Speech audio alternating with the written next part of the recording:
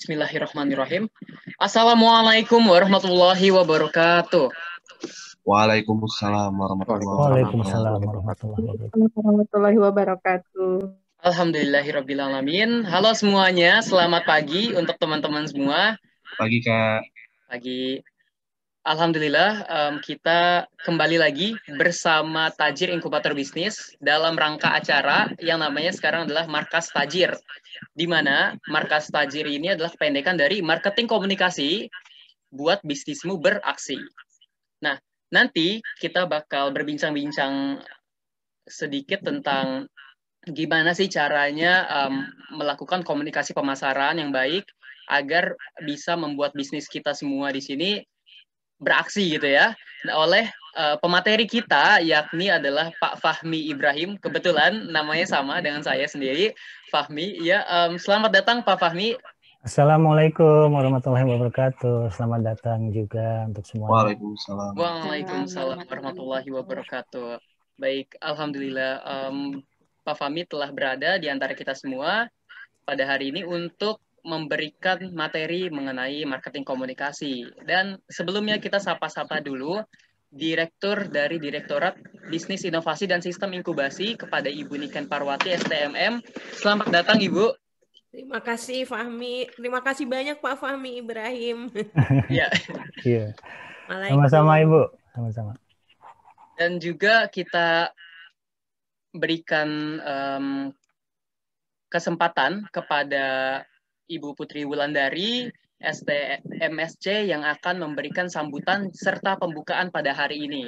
Kepada Ibu Putri Wulandari, kami persilakan dengan segala hormat.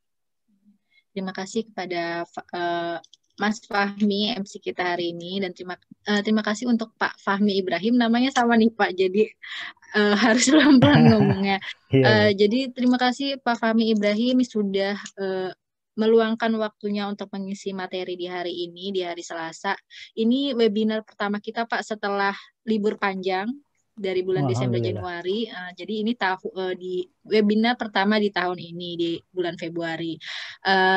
Jadi teman-teman semua, teman-teman tenan Tajir ataupun yang dari luar Tajir, hari ini kita semua akan mendengarkan materi dari Pak Fahmi Ibrahim tentang marketing. Nah, mungkin nanti kalau kita dengar marketing itu kan kita sering ya dengar dalam kehidupan sehari-hari ya, pasti kita semua udah akrab.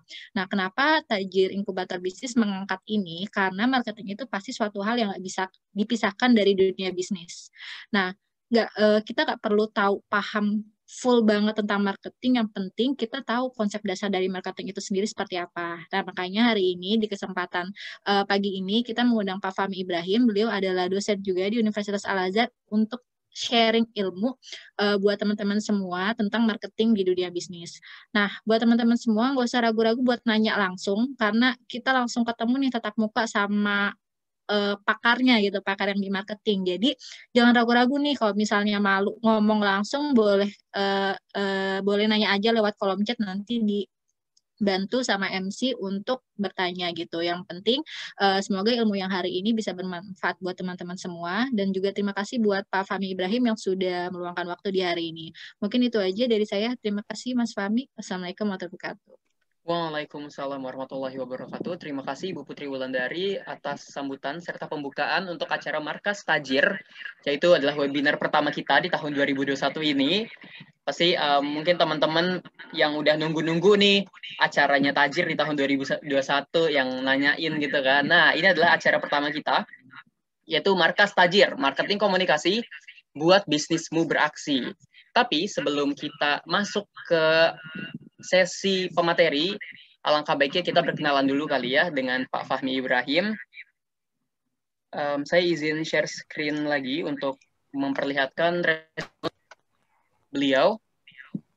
Jadi seperti yang kita tahu tadi di awal udah perkenalan ya, namanya sama Pak Fahmi juga.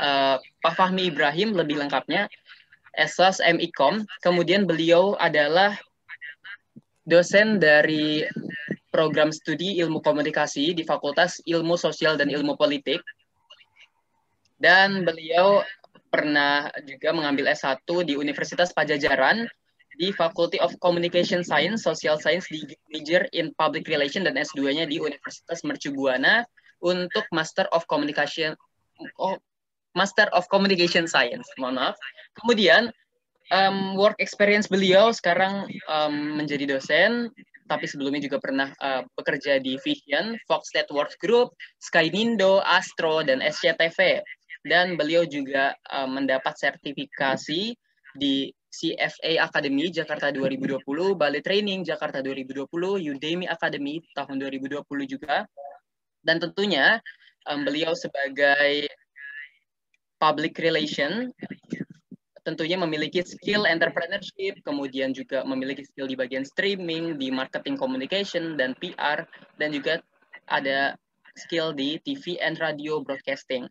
Dan berikut adalah organisasi yang beliau pernah masuki, salah satunya adalah Wiranesia Inkubator, dan juga ada UMKM alumni di Universitas Pajajaran. Nah, jadi kalau misalnya teman-teman setelah dari sini ingin bertanya lebih lanjut, mau menghubunginya kemana, ini ada kontaknya beliau, bisa dicatat, ataupun ada email beliau, ibrahim@gmail.com, dan ada LinkedIn-nya beliau.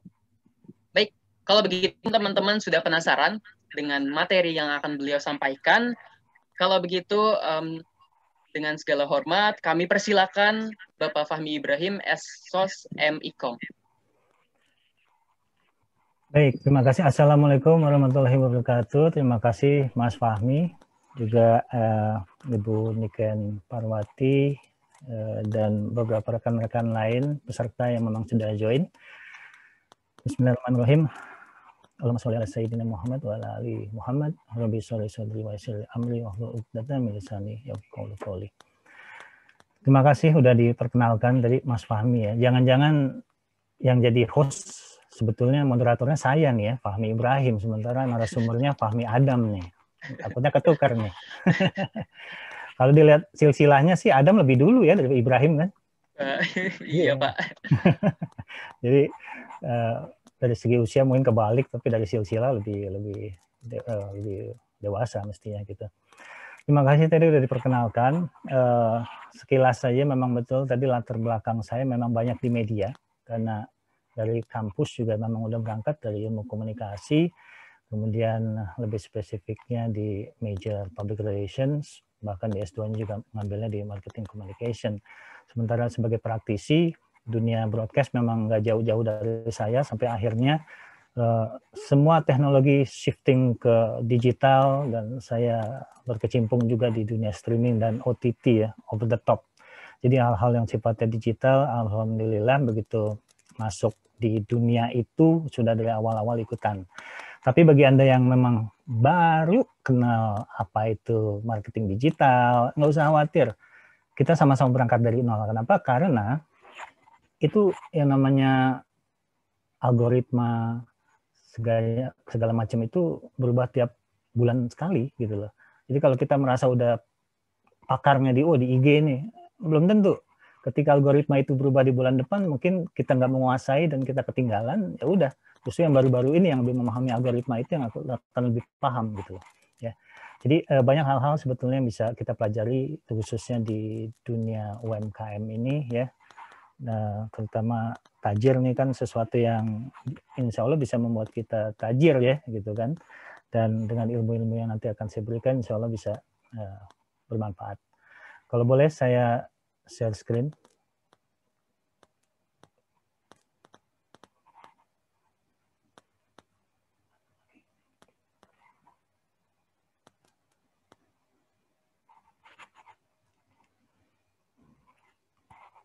Oke, sebentar.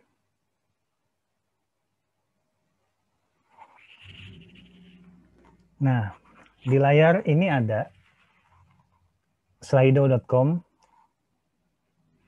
Tolong untuk para peserta buka di browsernya ya. Bisa di HP, bisa di laptop, tapi kalau memang sekarang lagi sama-sama ikut di menggunakan laptop, silakan di HP-nya ke browser www.slido.com ya. Silakan masuk ke www.slido.com dan nanti di situ akan ditanya enter code. Nah, code-nya adalah Tajir 2021 ya. Silakan untuk masuk ke browser slido.com. karena nanti kita bisa interaktif di sini. Oke, udah join, udah masuk. Slido.com, kemudian nanti enter code-nya Tajir 2021. Ya. Kalau emang sudah masuk,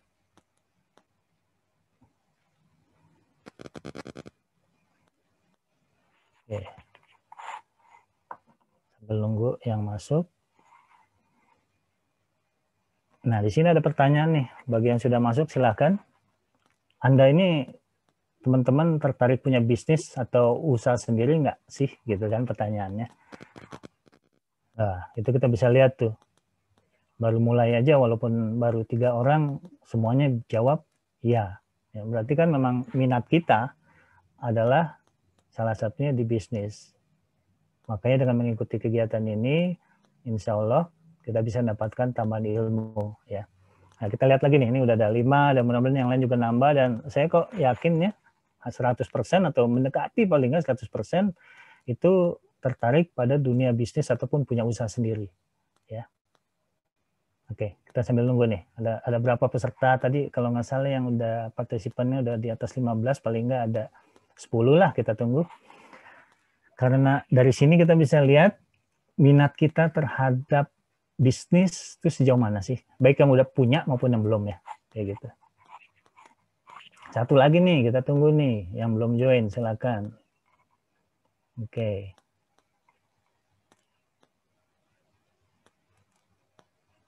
Oke, kita udah bisa dapat jawabannya. 100% tertarik dengan dunia bisnis dan pengen atau sudah punya usaha sendiri. Dan selanjutnya, sebentar, belum ke situ. Nah ini sebetulnya. Wait. Nah, apa produk atau jasa yang Anda jual atau rencana mau dijual? Ya, produk apa sih yang Anda minati atau pengen dijual di bisnis Anda itu tadi? Ya, ada yang jawab sepatu, ada yang jawab baju, bidang kuliner, apa lagi nih? Tadi ada 9, paling nggak yang 9 itu lah jawab ya. Nanti kalau ada yang gabung lagi, silakan diingatkan Mas Fahmi buat join di Slido juga. Ya, di sini ada baju muslim, makanan ya, makanan kuliner kurang lebih sama ya. Bagian daripada kuliner adalah makanan. Kemudian di sini ada apa lagi nih? Ada skincare di situ juga ya. Kita bisa lihat produk-produk dari teman-teman di sini adalah sesuatu yang umum kita ketahui. Siapa sih yang nggak tahu kuliner? Siapa sih yang nggak tahu baju muslim, sepatu, baju, ya, skincare, fashion, herbal, ya. Apa yang udah teman-teman sebutkan di layar ini sebetulnya adalah sesuatu yang umum dan udah kita ketahui, ya. Oke, udah ada 11 dan jawabannya makin variatif, ya. Nah, dari situ kita bisa melihat bahwa teman-teman ini bidang-bidang usaha yang akan dijalaninya adalah lebih ke UMKM, ya. Dari produk-produk ini kita bisa melihat ini semuanya adalah produk-produk yang non industri ya. Nggak ada yang pengen bikin pesawat di sini saya lihat, nggak ada yang pengen bikin tank atau apa gitu kan, nggak ada gitu. Tapi rata-rata adalah UMKM.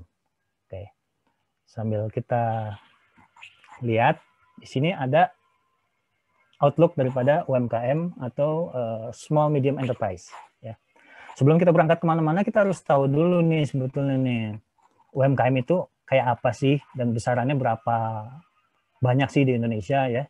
Karena efek dari COVID-19 ini, pemerintah tuh banyak meluncurin dana sejumlah 150 triliun dari Kementerian Keuangan. Nah, kontribusi dari UMKM itu 60,3%-nya ya, PDB itu adalah dari UMKM. Ya, sementara UMKM itu menyerap 97% dari total tenaga kerja dan 99 dari total lapangan kerja. Nah, pada tahun 2010, kalau kita bisa lihat di data, itu UMKM itu tercatat sejumlah 52,8 juta. Baru 52. Tetapi 8 tahun kemudian, ya, di tahun 2018, jumlahnya meningkat 11 juta menjadi 64,2 juta unit. Jadi kalau dari sini kita bisa melihat bahwa peluang pasar untuk mengisi kekosongan-kekosongan di dunia UMKM ini masih jauh lebih besar. Banyak banget. Kira-kira 2 minggu lalu saya ada acara dengan Dinas UMKM Depok, dan di Depok aja jumlahnya baru 150.000 unit UMKM. Kelihatannya banyak, padahal itu jauh banget, masih sedikit. Dan makanya kita teman-teman di organisasi tadi yang udah disebutkan oleh Mas Fahmi itu, salah satunya ada Armornesia, itu kita merangkul para UMKM ataupun calon-calon UMKM untuk berkontribusi lebih banyak, khususnya di Kota Depok, ataupun di seluruh Indonesia sebetulnya. Kebetulan saya megang salah satu wilayah sebagai Wakil Ketua Armornesia di Depok, jadi kita fokus di Kota Depok, dan harapannya bisa berkali-kali lipat dari jumlah yang ada sekarang. Ya. Nah, kriteria UMKM sendiri, ya, itu kita harus juga pahami bahwa 98,7% yang paling banyak adalah usaha mikro. Ya. Usaha mikro itu kita bisa lihat di sini kekayaannya setahunnya itu adalah 50 juta. Ya. Kemudian di bawahnya lagi ada usaha kecil yang jumlahnya hanya 1,2. Sementara yang omsetnya jauh lebih tinggi lagi, asetnya lebih tinggi lagi, hanya 0,09. Jadi ini masih sedikit banget. Ya. Kita nggak usah terlalu jauh ke usaha menengah, kita berangkat dari UMKM aja dulu ya, karena memang disitulah pasar memang banyak, dan kalau kita mau mulai sesuatu dari yang mudah-mudah dulu. Nah, dari sini ya, dari gambaran tadi kita bisa melihat usaha besar itu yang omsetnya di atas 50 miliar, ya, asetnya di atas 10 miliar dan omsetnya setahunnya di atas 50 miliar, itu baru 0,01, sedikit banget.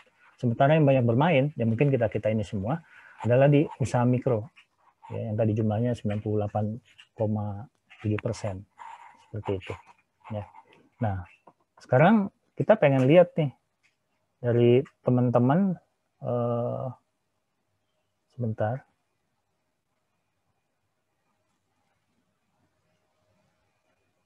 Kita pengen tahu sebetulnya berapa sih omset yang Anda inginkan dalam sebulan? Kan kita punya usaha nih ya ceritanya, ataupun kita pengen punya usaha.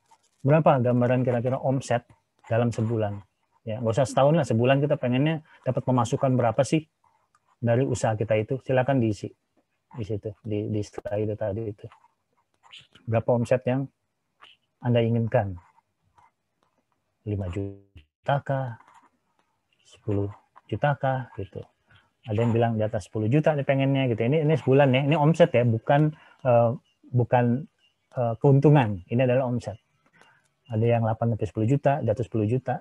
Ada lagi nggak yang lebih tinggi atau lebih rendah? Coba kita lihat.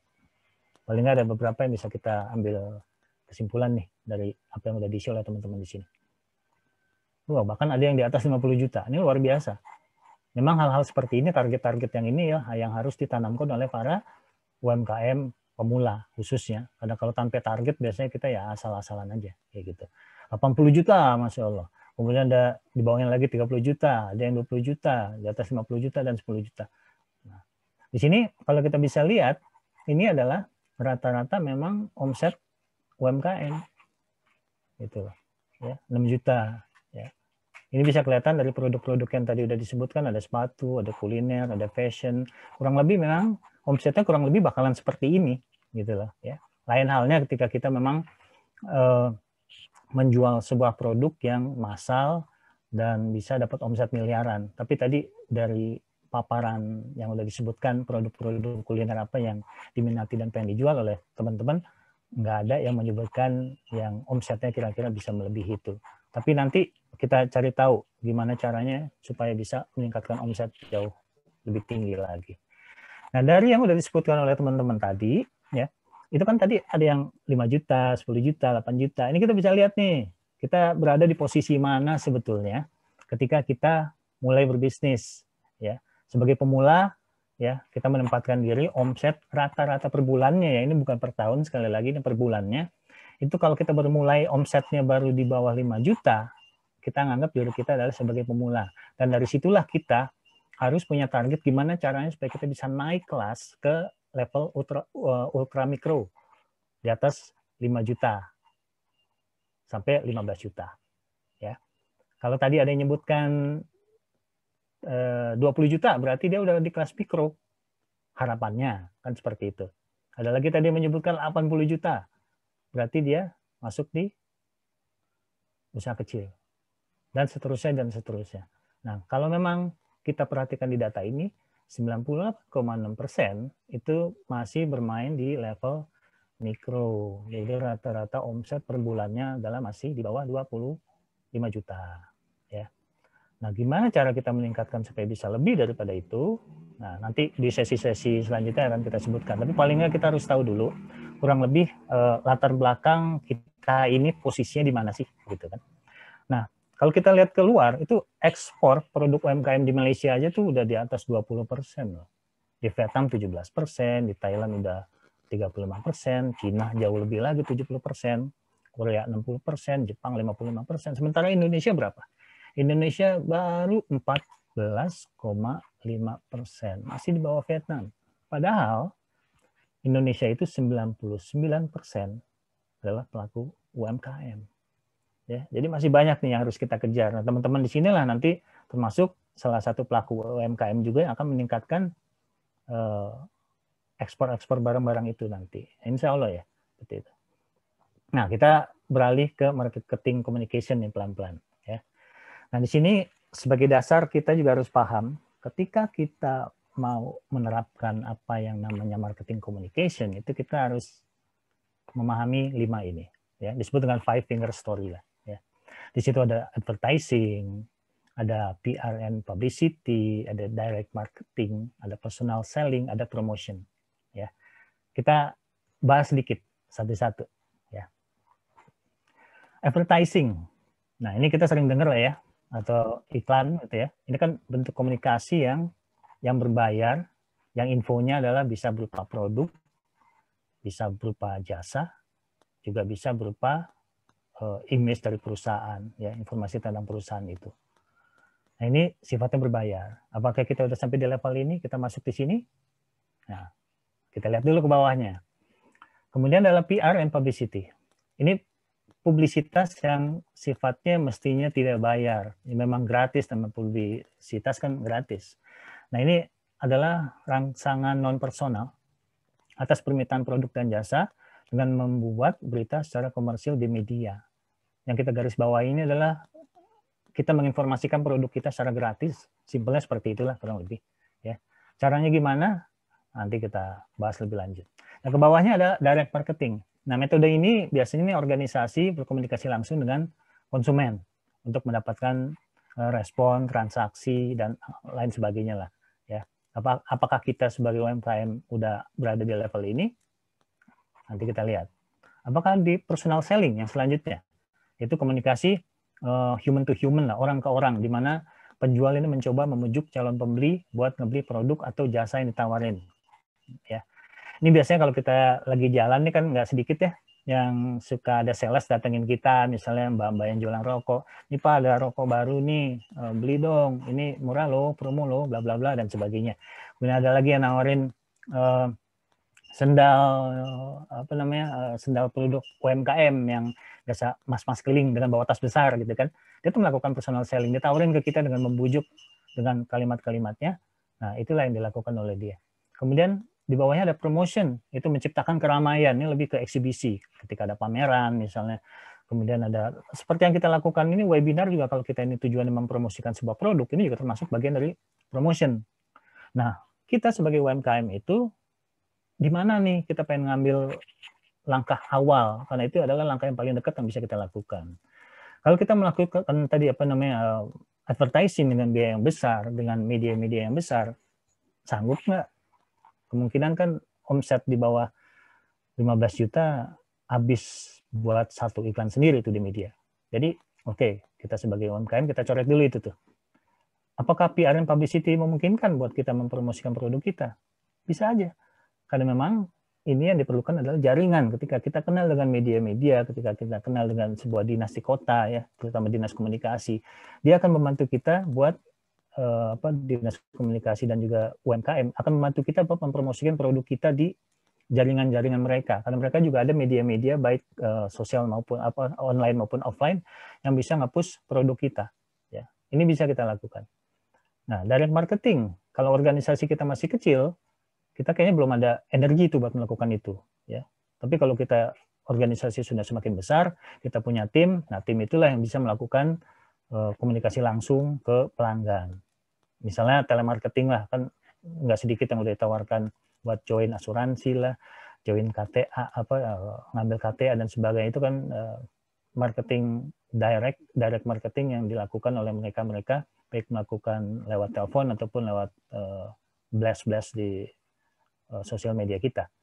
Kemudian yang paling tepat sebetulnya buat UMKM adalah di personal selling. Ini adalah paling gampang. Contohnya tadi baju, sepatu, fashion, kuliner ya tadi ya disebutkan. Pasar yang paling dekat dengan kita adalah sebetulnya keluarga dan tetangga. Kita mulai dari situ dulu, nggak usah jauh-jauh. Ya. Dari situ kita bisa test case ya, test main water itu kira-kira produk kita ini kurangnya apa sih gitu loh. Paling enak kan keluarga ya, ketika kita kasih ke kakak kita, ke bibi kita, om kita, kemudian ke tetangga, mereka akan komen, wah enak loh makanannya gitu. Oh enaknya di mana? Kita harus nge-probe tuh, menanyakan kembali enaknya di mana. Ketika dia bilang enaknya di mana, ya itu yang harus kita pertahankan, dan syukur-syukur harus kita tingkatkan. Yang jadi masalah kan ketika mereka bilang, aduh kurang enak nih, keasinan misalnya makanannya, atau terlalu manis, saya kan diabetes dan sebagainya. Nah itu adalah masukan buat kita, bahwa produk yang kita bikin ini ternyata nggak cocok buat yang memang tadi sakit diabetes, sementara produk yang kita jual adalah produk-produk yang banyak manisnya, ya brownies misalnya. Orang-orang diabetes mungkin akan mikir juga buat makan atau beli gitu kan ya. Nah, gimana caranya supaya pasar itu tetap ada? Kita melakukan sebuah kreativitas dengan membuat gimana brownies itu bisa dimakan oleh orang yang memang mengidap diabetes atau yang tidak ingin badannya bertambah beratnya, gimana caranya? Nah itu bisa kita gabung dan kumpul di sebuah komunitas kuliner, dan disitulah yang akan bisa kita saling sharing dan mendapatkan ilmu tentang hal-hal yang berkaitan dengan kuliner, bukan hanya dari pemasarannya dengan cara membuatnya, tetapi juga hal-hal yang ternyata yang kita selama ini tidak kita pikirkan, oh ada ya, ternyata bisa ya bikin brownies yang tidak membuat orang bertambah berat badan atau tidak membuat orang gulanya naik dan sebagainya. Ya, dari komunitas jaringan-jaringan ini yang akan bisa membantu kita. Ya. Yang promotion ini Tajir bagus sekali ya melakukan hal-hal seperti ini, promosi store-nya, dan syukur-syukur bisa lebih banyak lagi yang ikutan ya, supaya promosi ini bukan hanya dia lagi tetapi jauh bisa lebih luas lagi, sehingga orang yang tadinya hanya mendengar Tajir tetapi dia juga bisa call to action, ikutan ke dalamnya, bahkan ikutan di menjadi sebagai sebuah anggotanya lah, istilahnya seperti itu.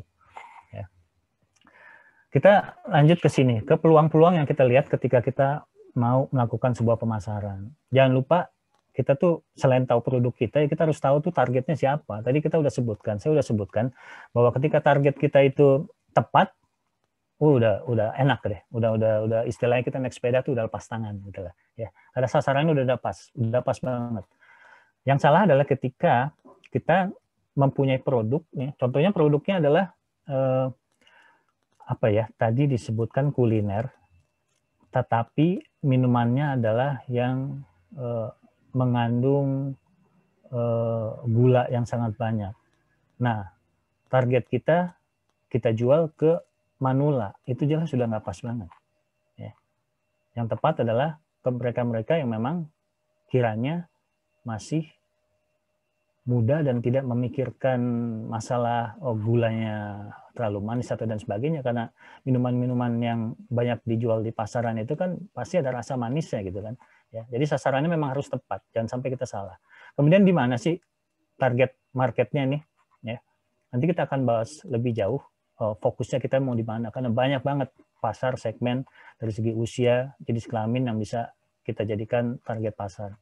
Kemudian apa yang akan menjadi perhatian dari sekian banyak produk, kita harus menonjolkan sesuatu yang agak sedikit beda dengan yang sudah kita ketahui selama ini. Ya, brownies kan banyak banget di mana-mana. sepatu juga banyak di mana-mana. Tetapi kenapa harus produk kita? Gitu aja. Itu yang harus kita gali lebih dalam. Ya. Makanya kalimat why itu datang sesudah kita tahu fokus apa yang ingin kita berikan ke si pelanggan itu tadi. Ya. Kenapa harus produk kita? Apa sih bedanya? Keuntungannya apa? Gitu loh. Ini banyak yang harus kita cari tahu ketika kita punya produk, tapi kita hanya jual-jual aja tanpa kita tahu segmennya, tanpa kita tahu kelebihan dari produk itu apa, dan bahkan fungsinya juga kadang-kadang kita nggak tahu, yang penting jual aja gitu kan. Nah, kemudian bagaimana agar semua ini bisa terwujud? Ini kan tadi udah disebutin nih, targetnya siapa, di mana, apa, kemudian apa kelebihan, apa namanya, kenapa produk kita yang harus jadi pilihan gitu. Nah, ini kita harus bagaimana agar semua bisa terwujud. Apakah kita mau offline, kita mau online, ataukah kita hanya diem aja, atau gimana gitu. Itu harus ada action, harus kita lakukan. Dan kapan hal ini bisa diwujudkan? Ya, apakah bulan ini, minggu ini, atau besok, dan sebagainya. Kenapa? Karena hal-hal seperti ini adalah dasar ketika kita ingin menjual produk kita lebih cepat lagi dan lebih luas lagi. Ini adalah gambaran besar yang sudah saya jelaskan di slide sebelumnya. Nah, target pasar ini kalau kita udah salah aja memilih, ya, itu produk Anda itu nggak akan laku di pasaran. Ya, makanya kita harus pintar-pintar nentuin pasarnya itu yang mana dan seperti apa. Ya. Kemudian di level berikutnya adalah gender juga ini penting. Ini kan antara produk pria dengan wanita itu kan pasti ada peminatan yang beda ya, ada kebutuhannya juga beda gitu kan. Jangan sampai kita menjual produk ke apa istilahnya ya, make up gitu ya, ke laki-laki, itu kurang tepat sasaran ya. Ada nggak sih pasarnya seperti itu? Ya mungkin ada, tapi 0,0 sekian persen gitu lah. Ya, kita nggak mau dong ngabisin waktu yang udah jelas-jelas pasarnya adalah bukan di situ gitu lah. Ya. Kemudian di usia juga penting. Tadi saya sebutkan minuman-minuman yang manis, misalnya makanan-makanan yang manis. Kalau kita jual ke para usia lanjut di atas 50, usia manula, itu gimana ya, kurang tepat saja, dan mereka pun kemungkinan besar akan menolak. Tetapi kalau kita memasarkannya ke kalangan yang lebih muda usia dan kelihatan lebih sehat istilahnya gitu ya, itu akan lebih tepat. Jadi gender dan usia dan status sosial juga ini memang memegang peranan yang penting. Kemudian tampilan dari produk itu seperti apa sih? Ini nyangkutnya adalah packaging. Nanti kita akan bahas lebih jauh lagi tentang packaging. Kemudian kita memasarkannya lewat media mana, gitu ya. Jangan sampai kemasan yang asal-asalan aja, padahal isinya bagus, itu menjatuhkan produk kita. Ya. Jadi kemasan yang unik itu, ya, itu bisa meyakinkan dan menjadi daya tarik sendiri. Contohnya gini, ada makanan yang sebetulnya nggak enak, tetapi packagingnya itu, waduh menarik banget nih, bisa buat oleh-oleh nih, dia beli banyak buat kasih ke orang-orang. Padahal ya rasanya mungkin biasa aja. Tetapi ada rasa makanan yang luar biasa, tetapi dikemasnya hanya plastik, kemudian dicekrek 1, 2, udah aja, bahkan tanpa label, gitu loh. Ya, orang akan menganggap itu adalah makanan murahan, padahal kalau dirasa sangat enak, sayang banget. Jadi tampilan buat mempromosikan itu bisa menjadi sesuatu yang sangat penting. Kemudian apa yang bisa dilakukan? Nah, itu tadi, kita ini mau jadi pemain atau jadi penonton doang. Ya, kalau menjadi pemain ya kita harus aktif-aktif lah di online ataupun di offline buat memperkenalkan produk kita. Ya, jangan sampai kita lebih banyak beli produk orang sementara yang kita jual kurang kita perhatikan. Ya, karena mungkin medianya salah dan kita juga kurang memahami gimana cara memasarkannya. Ya. Kemudian kita pun harus bisa menempatkan posisi. Nah, kita ini pengen jadi produsen yang memproduksi barang, pengen jadi reseller, atau kita pengen jualan bareng-bareng, ya, merek kolektif. Ya. Soalnya kalau kita udah produsen, tapi kita juga pengen masarin juga, bisa kita pengen juga menguasai menjadi agen di semua kota, itu tenaga kita akan habis buat memasarkan saja. Sementara posisi kita adalah sebagai produsen. Ya. Jadi pengalaman teman-teman di lapangan, ketika kita mau sudah menetapkan diri sebagai produsen, fokuslah di situ. Produksi barang aja. Ya. Biar nanti tugas teman-teman di sini akan mencari agen-agen buat memasarkan produk itu. Ya. bukannya supaya nggak boleh rakus dan sebagainya, tapi lebih ke fokus. Kita pengen percepatan atau enggak, kan kurang lebih seperti itu. Ya, ketika kita sudah menempatkan diri kita sebagai produsen, fokuslah memproduksi barang, kemudian perhatikan SWOT-nya, kelebihan dan kekurangannya, nanti kita akan bahas lebih dalam juga, supaya apa yang udah kita produksi itu tidak stagnan dan tidak ketinggalan zaman, karena ini kan terus berubah ya. Fashion aja berubah dengan cepat, makanan yang tadinya hanya biasa-biasa aja keripik, kemudian sekarang udah naik level ke keripik yang lebih ke chips gitu ya. Kemudian hal-hal yang sifatnya kita harus bisa menempatkan diri sebagai produsen, ya udah di situ aja. Nah, ketika kita pengen jadi reseller, nah itu juga kita harus bisa memahami bahwa produk-produk yang kita jual itu seperti apa sih, ya. Nanti akan di slide berikutnya akan lebih detail lagi. Kemudian merek kolektif ini adalah sesuatu yang baru. Merek kolektif ini lagi tren sekarang dilakukan karena kita nggak bisa berbisnis sendirian, ya. Sebelum kita ngebahas lebih jauh lagi tentang posisi kita tadi itu, mau jadi distributor, produsen, agen atau reseller, atau bersama-sama merek kolektif itu tadi, kita balik lagi ke dasar di marketing. Ini ada 4P yang udah umum kita ketahui ya. Ada produk, ada place, ada price, ada promotion. Kemudian kalau mau ditambahkan lagi, silakan di situ ada 4P lagi. Ada people, ada proses, ada physical evidence, sama productivity dan quality. Gitu. Tapi sebagai awal UMKM kita fokus di 4 ini aja yang ada di bulatan-bulatan. Produk kita itu apa, kita jualnya di mana, gimana cara mempromosikannya, dan harganya itu kompetitif atau enggak. Ya. Ini basic dari target market yang akhirnya bisa kita kerucutkan. Ya. Karena kalau kita nggak tahu produk, nggak tahu mau jual di mana, promosi gimana, bahkan harganya aja kita nggak tahu mau dijual berapa, ya itu udah agak susah tuh. Karena target marketnya berarti udah nggak bisa kita sasar dengan baik. Seperti itu. Nah, ini salah satunya ketika kita udah menempatkan diri dalam sebuah udah tahulah posisi kita seperti apa, kita kan pengen tahu juga nih kelas-kelas usia sasaran kita di mana sih. Jadi dari generasi itu ada 6 ya sampai saat ini ya, dari mulai pre-boomer, baby boomer, generasi X, milenial, generasi Z, dan post generasi itu barang-barangnya bisa kita sesuaikan. Ketika kita jualan baju anak-anak yang usianya 3-5 tahun, kita jualnya itu bukan ke si post generasi Z, walaupun usia mereka adalah 7 tahun. Kenapa? Karena mereka kan bukan orang yang memang membeli, karena masih kecil. Mereka adalah user, mereka adalah pengguna dari baju anak usia 3-5 tahun itu tadi. Tapi yang kita sasar adalah mereka-mereka, khususnya ibu-ibu muda, yang berada di generasi yang paling dekat dengan usia 3-5 tahun itu tadi. Ya, contohnya generasi milenial, ya kita jual ke mereka. Mungkin saat ini anak-anak mereka adalah usianya yang tadi 3-5 tahun itu. Ya. Jadi kita harus bisa menempatkan dan memahami bahwa sekian banyak generasi adalah target kita. Tapi jangan sampai target itu salah. Ya. Persentase ini bisa kita lihat. Yang paling banyak saat ini adalah di Gen Z yang usianya 8-23 tahun. Ini usia-usia teman-teman di sini kebanyakannya. Termasuk saya juga usia situ. Dulu gitu ya, dulu pernah di situ gitu. Nah, itu adalah sasaran produk-produk yang bisa Anda incer tuh, karena di situ ada 27,94%, karena ada 28% di situ yang bisa menjadi target pasar kita. Tetapi apakah kita semua ngumpul jualan produk-produk yang dibuat usia Gen Z ini? Enggak juga.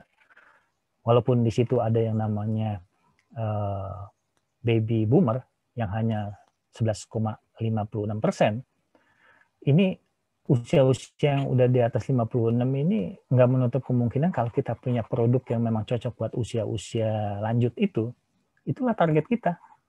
Dan tempatnya di mana kita menjual? Ya kan banyak sekali nih komunitas-komunitas lansia ya. Kalau tiap pagi sebelum COVID mereka tuh olahraga, itu bisa di pasar kita sebetulnya. Oke, mereka nggak main di medsos gitu loh. Nah, tugas kita berarti kita harus ke offline, kita tempati, kita dekati komunitas-komunitas itu gitu loh. Jadi semua peluang ini bahkan di pos generasi Z itu pun masih memungkinkan buat kita jual ya, produk-produknya. Ini adalah salah satu contoh produk display. Ya, Cassava ini adalah singkong. Ya.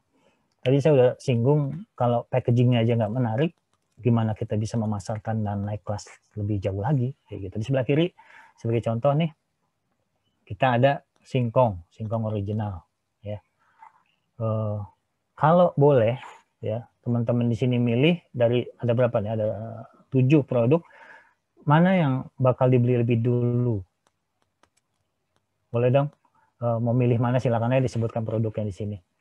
Ketika Anda pengen beli singkong, silakan bisa langsung ataupun di chat gitu ya. Jawab kira-kira dari sekian banyak ini Anda lebih suka singkong original kah? Kitela kah? Kusuka? Ada capruk, ada keripik singkong yang biasa aja atau yang mana gitu. Ya. Nanti juga bisa jawab bertanya nanti di Q&A lewat Slido ya atau lewat di chat silakan aja. Kalau memang ada nanti Mas Fahmi bisa langsung dipotong aja saya nanti kita bisa jawab di tengah-tengah nggak apa-apa. Nah dari 7 ini ya dari 7 yang udah saya presentasiin di sini ada yang namanya singkong original dan hanya dijekrek aja walaupun ada brandnya di atas gitu ya dengan logo seorang ibu-ibu. Tetapi yang di sebelah kiri itu tadi mungkin yang kita secara look nggak menarik, tetapi secara rasa mungkin menarik. Tapi sebelum kita tahu rasanya menarik apa enggak kan kita harus buka dulu tuh. Nah, kita harus cicipi dulu sebetulnya. Nah, di sebelah kanan ada produk-produk yang memang udah lebih sustain, yang udah lebih paham orang dan di pasaran udah banyak kita temui. Ya. Di chat Mas Fahmi ada yang ini nggak? Ada yang jawab nggak? Sorry di saya nggak kelihatan nih soalnya. Oke. Ada Pak. Oke. Katanya ada yang Cassava chips, ada yang Kitela dan Kusuka, Oke, ada yang keripik singkong. Ya. Iya betul. Di sini kebanyakan kan yang jawab adalah di sisi kanan ya. Ada Kitela, Kusuka dan sebagainya. Ada mungkin 1-2 yang jawab keripik singkong yang enggak juga ya, keripik singkong dan capruk ada di kanan ternyata. Dan sebelah kiri justru singkong original nggak ada yang jawab. Nah ini pengalaman di lapangan ya, teman-teman ketahui bahwa kalau yang sebelah kiri ini biasanya orang milih nih ketika dia lihat ada yang pecah, ada yang remuk aja di bawahnya, dia nggak akan milih tuh, dia akan milih lagi dan milih lagi bungkusan yang kira-kira isinya lebih utuh gitu ya. Bahkan dia protes ke pedagangnya nih, Mas ini kok remuk semua nih, harganya masa 15.000, 10.000 ya, ini kok udah pecah-pecah semua. Ada aja gitu alasannya. Pakai ditawar lagi gitu. Padahal itu UMKM. Sementara kalau yang kanan, ini memang packagingnya bagus. Tapi kalau Anda perhatikan isinya kan hanya 30% daripada kapasitas si bungkus itu sendiri gitu. Ya. Cuma ada kocok-kocok deh. Sebetulnya kan nggak full-full juga gitu. Dan kalau Anda perhatikan begitu dibuka, nggak sedikit juga yang remuk kok di bawah gitu. Tapi kita nggak protes, bahkan kita nggak nawar. Kenapa? Karena packaging itu sudah membuat kita terhipnotis. Seolah-olah produk ini di dalamnya juga bagus gitu loh. Padahal belum tentu ya, seperti itu. Nah, yang kiri rasanya mungkin jauh lebih enak daripada yang sebelah kanan. Ya, tapi siapa yang tahu? Orang pada banyak milih yang kanan kok, seperti itu. Ya, ini macam-macam kemasan yang bisa jadi salah satu marketing komunikasi yang bisa kita lakukan. Ya, kaitannya juga dengan branding sih sebetulnya ya, seperti itu.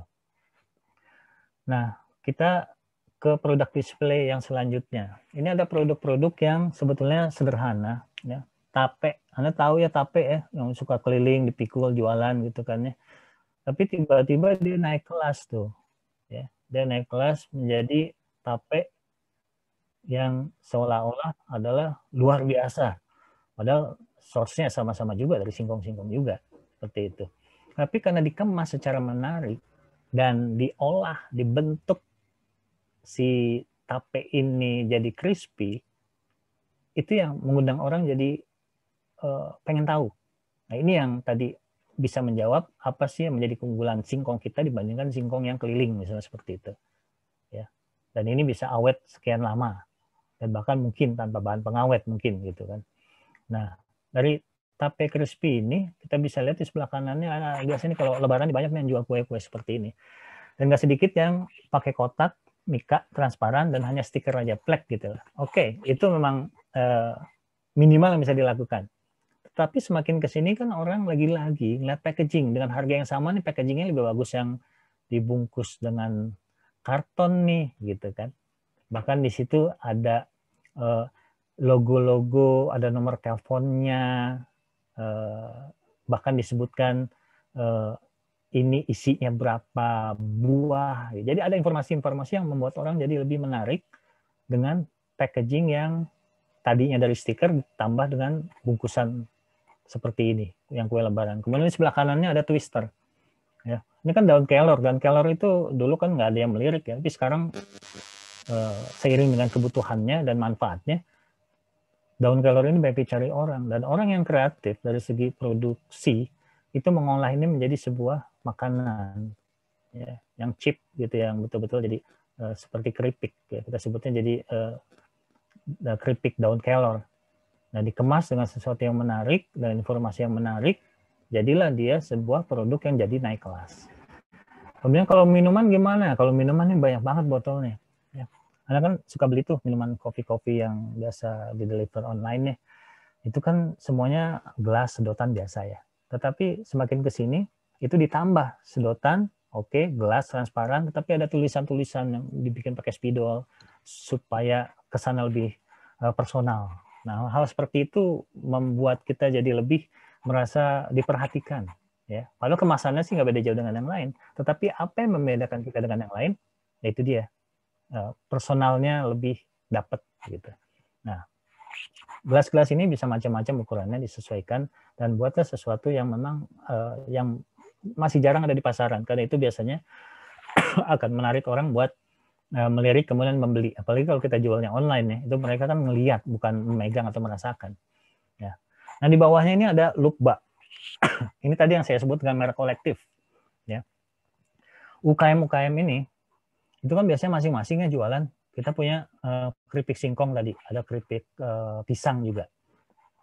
Itu dalam satu komunitas saja ada 4 atau 5 orang yang jualan hal yang sama gitu loh. Dia jualan keripik singkong 5 orang, yang jualan keripik pisang juga ada 4 orang gitu loh. Jadi mereka bersaing aja di situ.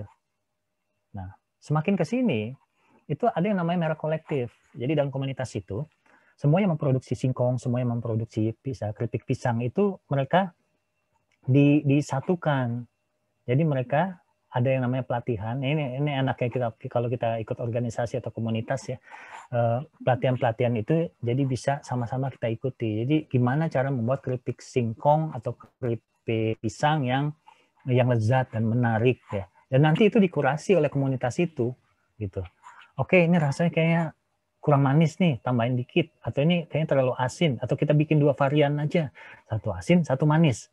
Oke, tetapi yang memproduksi itu adalah orang yang 4 atau 5 orang tadi yang sama-sama jualan singkong, keripik pisang itu tadi, ataupun keripik singkong. Ya. Jadi mereka nggak jual masing-masing, mereka sama-sama menjual hal yang sama, dengan rasa yang sama, bahkan dengan packaging yang sama. Sehingga nggak ada yang namanya persaingan di antara mereka. Justru akan saling mendukung. Dan pasar yang tadinya cuma ada 10, karena ada 5 orang bisa jadi 50, bahkan lebih kalau mulut ke mulutnya bisa lebih kencang lagi. Nah, ini adalah produk yang di teman-teman UMKM alumni Unpad yang saya ikutan juga, mereka itu sudah mulai dengan merek kolektif. Di sini ada kopi, kemudian ada juga keripik singkong, keripik pisang. Dan tiap kali kita jalan kemanapun, jangan lupa itu ditaruh di mobil atau di tas kita. Bukan hanya sebagai tester atau orang nyoba, tetapi kita langsung jualan di situ. Ya. Kalau dulu kan kita bawa kartu nama, tapi produknya mungkin lupa kita bawa. Sekarang enggak, taruh dia tuh di tas, 2-3 kantong. Kartu nama jangan lupa juga dibawa kemana-mana. Jadi tiap kali kita ketemu dengan orang, kita ketemu dengan lingkungan yang baru, tawarkan itu. Bu, nih saya ada ini, dan sebagainya. Ya. Jadi itu yang bisa membuat kita bisa lebih cepat lagi. Kemudian produk display. Ketika kita mendisplay, mungkin teman-teman nggak asing dengan apa yang saya tampilkan di sini. Display di online itu sangat penting karena memang lagi-lagi kita di online itu ngelihat, bukan megang atau merasakan. Jadi Tajir contohnya nih, tajir.store nih harus mungkin udah ada ya beberapa pelatihan fotografi dan sebagainya, tetapi itu nanti juga dikurasi. Dalam artian kita nerima produk, tetapi foto-fotonya pun harus sesuai dengan standar yang udah ditentukan oleh si Tajir Store. Kenapa? Supaya Tajir Store-nya ini juga punya posisi. Ya, saya kasih contoh yang di lingkaran ini, mohon maaf ya. Ini ada makanan, ini kroket. Dan kroket itu sebetulnya maksudnya ingin menunjukkan isinya adalah seperti ini loh, betul kan ya, gitu ya. Tetapi saya sebagai sebagai orang luar ngelihat, oh ini kayak habis dimakan nih gitu kan. Padahal mungkin dipotek pengen nunjukin isinya ya, tapi enggak, ini seolah-olah udah dimakan kemudian ditaruh di situ gitu loh. Minat orang buat beli akan berkurang gara-gara tampilan ini. Padahal rasanya mungkin luar biasa. Ya. Itu sebagai contoh aja. Kemudian di sebelah kanan yang di kotak, ini ada 4 makanan. Ada rasa macam-macam, ada strawberry, ada green tea dan lain sebagainya. Ketika ditampilkan dalam satu display itu, ini seolah-olah bersaing, pemiliknya satu, tetapi seolah-olah bersaing gitu loh. Ya. Jadi alangkah baiknya varian itu disatukan aja, karena rasa itu kan yang membedakan rasa, bentuk itu sama ya. Itu dalam satu tempat aja, sementara di dalamnya itulah yang nanti bisa ada 4 atau 5 gambar dengan beberapa varian. Jadi Tajir.store ini bisa membuat sebuah standar foto yang dikirim minimal harus 3 supaya ada angle-angle yang bisa kelihatan dari sisi kiri, dari depan, dari kanan gitu kan, atau atas bawah kalau produknya memang memungkinkan gitu. Jadi betul-betul Tajir Store ini harus mengkurasi produk-produk yang akan masuk di sini. Kalau emang ingin percepatan dan ingin orang lebih banyak yang nengok ke sini, ya kurang lebih seperti itu. Bahkan nama Tajir.store itu baiknya dikunci juga dengan tajir.net, tajir.id, tajir.com dan sebagainya. Kenapa? Karena kita kan niatnya ini supaya supaya nggak diambil oleh orang lain yang nama Tajir, ya. Yang sayangnya kebetulan kemungkinan udah ada tajir.id yang memang di luar UAI nih gitu kan. Nggak sedikit yang menggunakan nama Tajir juga, tetapi dengan produk atau tujuan yang berbeda, ya bukan store seperti ini. Jadi biasanya di industri-industri besar itu ketika dia menentukan sebuah nama, contohnya Division Plus yang tempat saya menaung itu, dia mengunci website vision.com, vision.id, vision.net, semua extension domain-domain itu dikunci supaya orang tuh nggak menyalahgunakan seperti itu. Kan ada yang nanti memanfaatkan sebagai ada yang niat yang kurang baik ya. Makanya itu udah dikunci ya. Memang membutuhkan biaya, tetapi kalau memang kita nanti pengen besar, itu semuanya memang harus dikunci. Kita paham ada bukalapak.com, tapi sebetulnya dia mengunci yang lainnya, bukan hanya .com aja yang dibeli dan dikunci oleh mereka. Ya. Nah, ketika kita sudah menempatkan diri sebagai produsen, yang tadi saya singgung, kita harus paham juga tentang SWOT ini. Ya. Ada sisi strength-nya apa, weakness-nya apa, opportunities-nya, dan threat-nya juga apa. Ya. Contohnya kalau kita memproduksi sebuah barang itu, kita punya brand name yang kuat nih kelebihannya. Dan itu udah dipatenkan. Oke, bagus. Kemudian pengetahuan yang luas tentang pasar dan sasaran, oke banget. Akses ke sumbernya juga udah oke, udah dapat. Kemudian koneksi bisnisnya juga udah kuat. Itu adalah kekuatan kita. Tapi di sisi lain, kita juga harus membuat sebuah catatan kelemahan-kelemahan dari apa yang udah kita lakukan yang kita anggap tadi kuat. Ya, ternyata yang kita anggap tadi mereka kuat, ketika kita nanya ke orang lain, enggak kok, enggak kuat, kita belum pernah dengar tuh nama produk itu gitu. Jadi kadang-kadang SWOT ini bukan hanya dilakukan oleh kita, tetapi kita ke eksternal juga menanyakan seperti itu. Kemudian gimana caranya supaya akses itu yang menurut kita tadi udah dapat ke sumber bahan produksi yang utama, ternyata belum, masih ada akses lain yang ternyata bisa kita lewatin ke produksi yang lebih baik dari yang sebelumnya. Jadi hal-hal seperti ini harus menjadi kuncian kita. Semua kekuatan dan semua kelemahan itu harus selalu kita evaluasi. Ya, karena apa yang kita pikir kuat di saat ini, di 2-3 bulan lagi belum tentu kuat. Atau yang tadinya kita pikir ini lemah, di 2-3 bulan lagi justru itu menjadi kekuatan kita. Ya. Jangan lupa ada yang namanya juga ancaman-ancaman dari luar. Ya. Misalnya persaingan produk yang sejenis. Kalau kita memproduksi sebuah barang, itu apa sih yang membuat mereka laku, kita enggak, itu kan hal-hal seperti itu bisa menjadi catatan kita. Kemudian adanya munculnya produk pengganti. Ya, ini kan hal-hal sekarang udah mulai shifting nih, banyak yang orang udah nggak mulai pakai pensil lagi, tetapi ke pulpen misalnya seperti itu. Kemudian ada kesempatan-kesempatan, ada opportunities, tingginya permintaan produk di pasaran itu apa sih yang kira-kiranya laku di sana, nah, kita ngambil peluang apa lagi di dalamnya.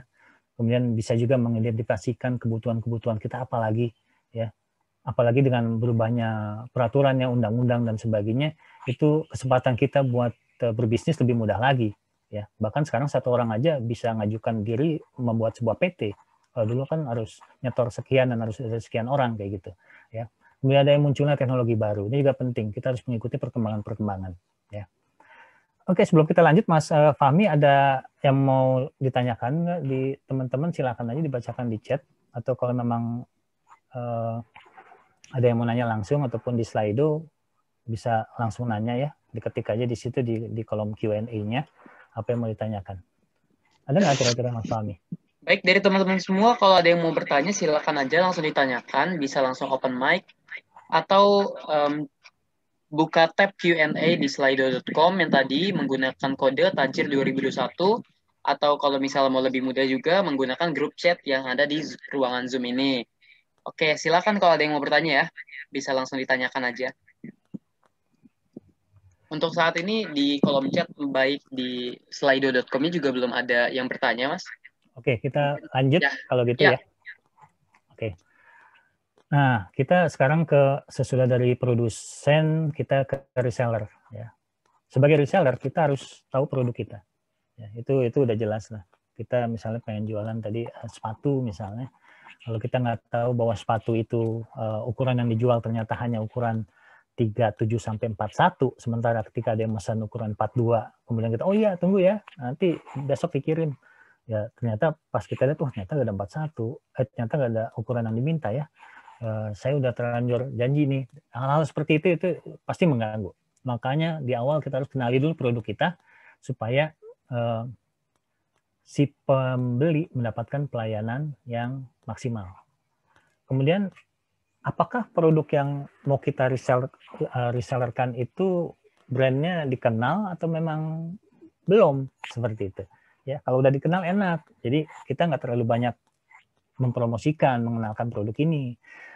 Tapi seandainya produk ini belum dikenal luas, ya itulah kegunaan kita buat mensosialisasikannya, baik lewat media sosial ataupun kalau memang ada pameran-pameran silakan diikutin gitu ya.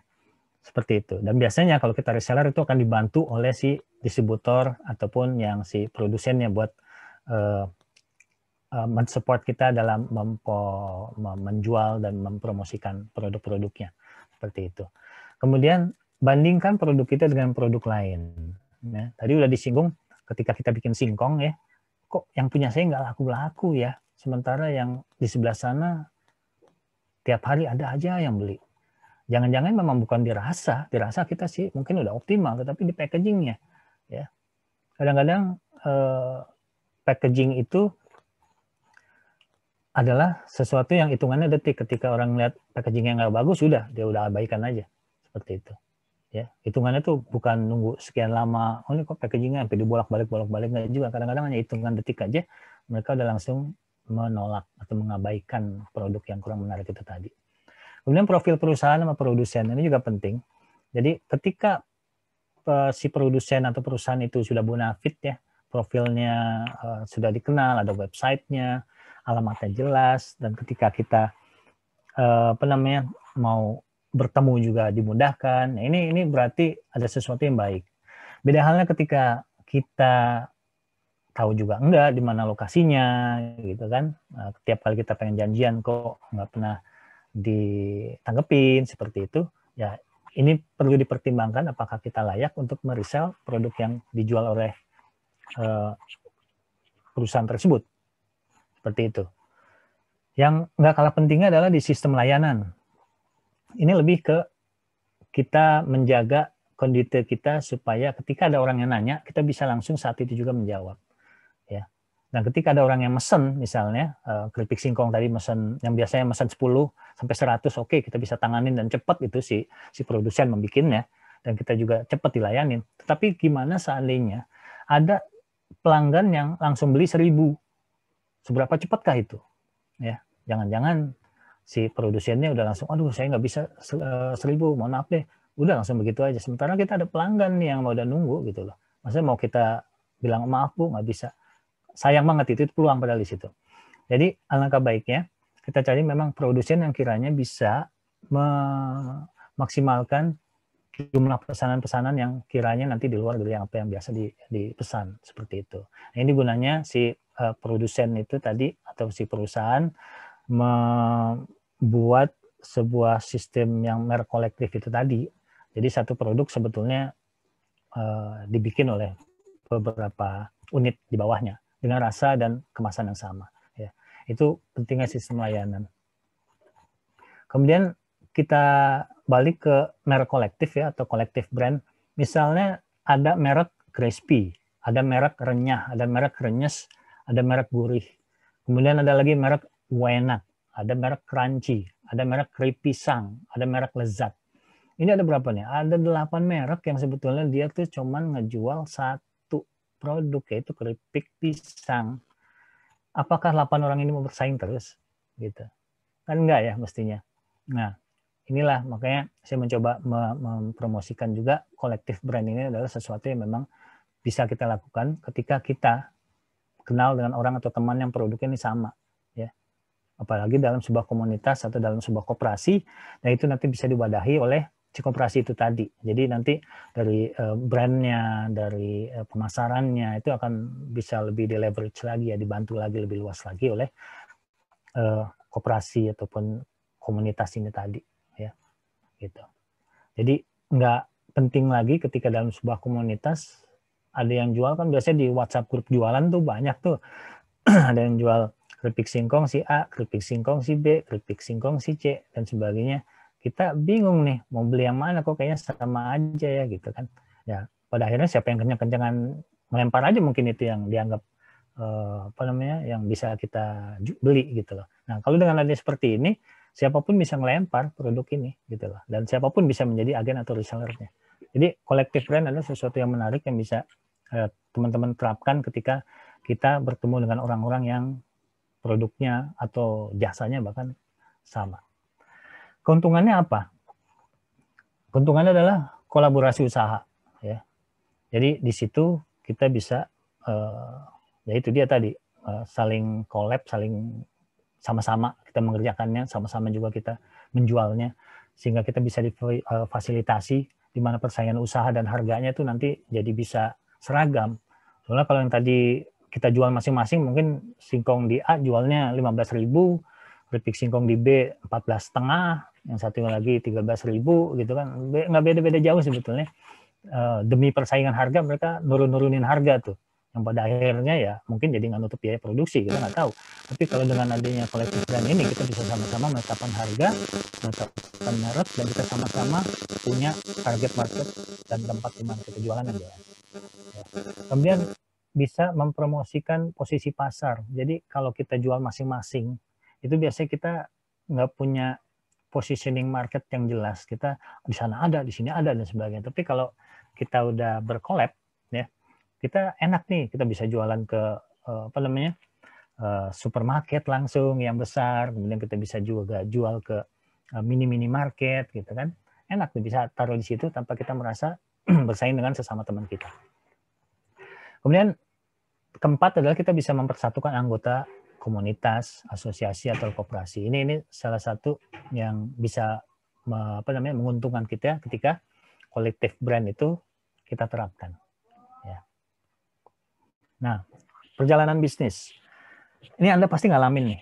Ya. Anda ngalamin nggak sih kendala yang sama nih? Misalnya udah sering nih posting jualan tapi kok nggak ada respon gitu ya. Sekalinya ada yang respon tapi nggak closing. Kemudian bingung nih mau bikin iklan yang menarik kayak apa sih sebetulnya? Gitu. Apalagi kalau minimnya pembelian, jadi kita nggak semangat. Ya. Ini hal-hal seperti ini di antara kendala yang memang biasa kita hadapi, betul nggak? Tetapi selain itu mungkin ada kendala-kendala lainnya yang bisa kita kita lihat. Di antaranya adalah ini nih. Saya pengen tahu kira-kira ada kendala apa sih kendala dalam sebuah bisnis nih, ya. Silakan Anda tuliskan di Slido tadi ya. Yang belum buka silakan buka di slido.com dengan enter code-nya Tajir 2021. Nah, saya pengen tahu di sini kendala bisnisnya apa aja, ya. Terutama yang udah jalanin nih. Kalau memang belum menjalanin, kira-kira nanti ketika Anda menjalani ada hambatan apa ketika Anda mau memulai sebuah bisnis? Ya, silakan Anda bisa nulis di Slido ini.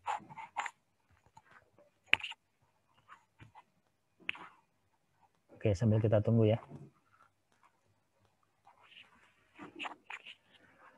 Oke, di antaranya adalah ide nih. Ada yang nulis ide untuk mengiklankan produk. Idenya apa sih kok kayaknya nggak masuk nih, bingung mau bikin apa, mau mulai dari mana kan gitu ya. Dan pendekatan kepada customer yang bimbang gitu lah. Ya. Kemudian ada lagi produk yang tidak konsisten. Tapi kita mulai dulu dari ide nih. Ya. Ide untuk mengiklankan produk biasanya kita dapat dari pertama adalah penguasaan dari produk itu sendiri. Kalau kita menguasai, biasanya ide itu akan jalan dengan sendirinya. Tetapi yang paling memudahkan kita buat mendapatkan ide adalah dengan ATM. Itu yang lagi marak kan di mana-mana tuh. Kita amati aja produk yang sejenis ya. Kita tiru, kemudian kita modifikasi. Bahkan terhadap iklan, bentukan iklannya, ini kok produk itu bisa laku gimana ya? Apa sih iklan yang mereka lakukan? Ya ternyata yang mereka lakukan bukan dengan menjual kata-kata dan menyebutkan harga yang berapa. Hanya membuat sebuah foto, yang foto itu menarik, tetapi mengandung sebuah human interest ya, fotonya itulah yang akhirnya bisa menjadi orang tertarik buat melihat, kemudian melakukan action pembelian. Ya, Anda bisa meniru itu gitu loh. Itu sebetulnya ide-ide itu bisa dilakukan secara liar. Ya. Kemudian produksi tidak konsisten, ini betul nih.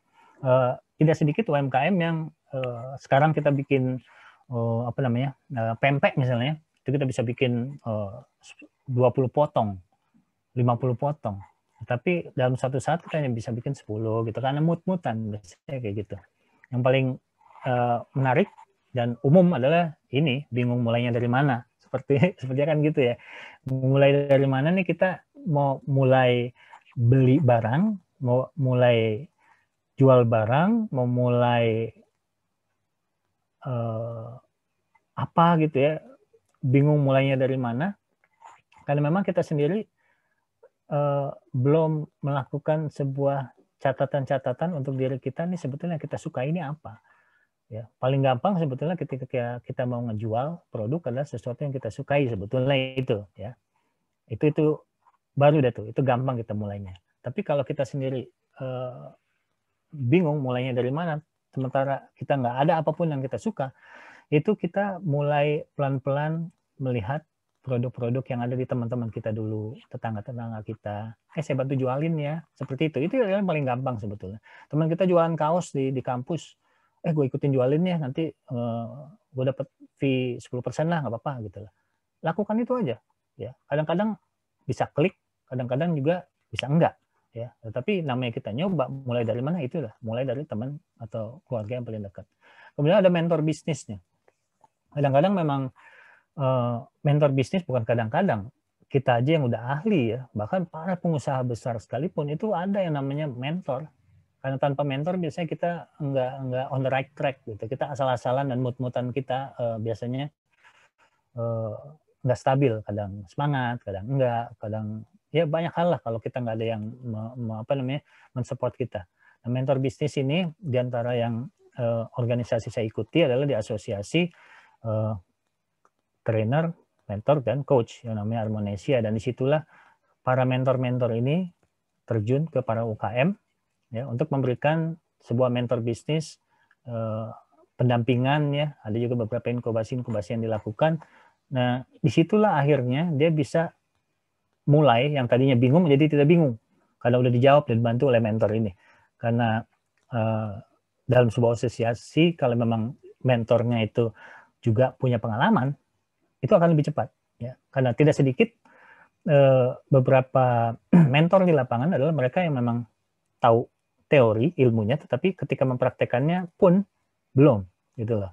Saya bersama teman-teman di tempat lain memang sengaja kita udah sekian lama terjun di dunia UMKM ini supaya ketika kita mementori atau mendampingi sebuah usaha itu kita bisa merasakan girohnya, semangatnya, dan kita bisa tahu atmosfernya bisa kita dapat lah, chemistry-nya bisa kita dapat, dan enak itu menjelasinnya.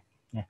Kemudian harus tahap produk dulu atau legalitas usaha dulu. Nah, kalau legalitas usaha itu sebetulnya kalau memang kita udah levelnya udah stabil ya, udah lebih serius lah. Kalau kita baru mulai, kita start dulu di produk gitu loh ya. Sambil paralel kita mengurus izin-izin itu. Legalitas ini maksud misalnya bukan ke PT atau CV, mungkin lebih ke halal gitu ya, PIRT, izin edar dan sebagainya, mungkin ke situ ya maksudnya. Tapi yang penting kita start dulu, produknya kita lakukan ya. Karena di level UMKM ini nggak akan kok ada yang namanya oh ini nggak halal nih produknya, oh ini nggak sesuai dan sebagainya. Belum, karena memang di level itu adalah kita menjual produknya secara terbatas. Lain halnya kalau nanti kita udah naik level, pasar kita jauh lebih luas lewat brand kolektif itu tadi, kita memasukkan ke supermarket, otomatis itu harus memang ada legalitas ya, baik dari sisi CVPT ataupun legalitas edarnya itu tadi, PRT ya, halal dari MUI dan BPOM dan sebagainya ya. Kemudian kendalanya ada lagi nih, susahnya mendapatkan pembeli pertama. Nah ini dia nih, ketika toko online saya baru mulai dan belum ada rating atau penilaian, solusinya gimana ya? Ketika kita jualan di online, itu jangan tiba-tiba berharap ada yang langsung beli. Melihat dan ngasih komen aja itu udah bagus. Ketika kita di sini nggak disebutkan ya toko online-nya apa, taruhlah jualannya di IG ya.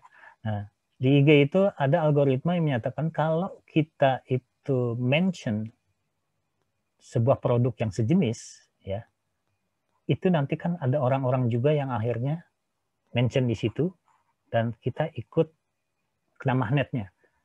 Jadi jangan sungkan-sungkan untuk men-tag, mention, mesapa. Contohnya toko online-nya jualan apa nih, sepatu ya, tadi saya gampangin aja sepatu. Anda lihat di IG lain yang jualan sepatu, Anda komen di situ. Ih cakep ih, kayak gitu kan. Waduh menarik nih, harganya berapa ya? Asal kayak gitu. Atau nge-like dan sebagainya. Tapi kalau kita mention kita kasih komen di situ, itu akan lebih memagnet monetize yang punya kita itu tadi. Selama kita mention dengan akun IG-nya toko online kita tadi ya, IG online kita tadi. Seperti itu ya.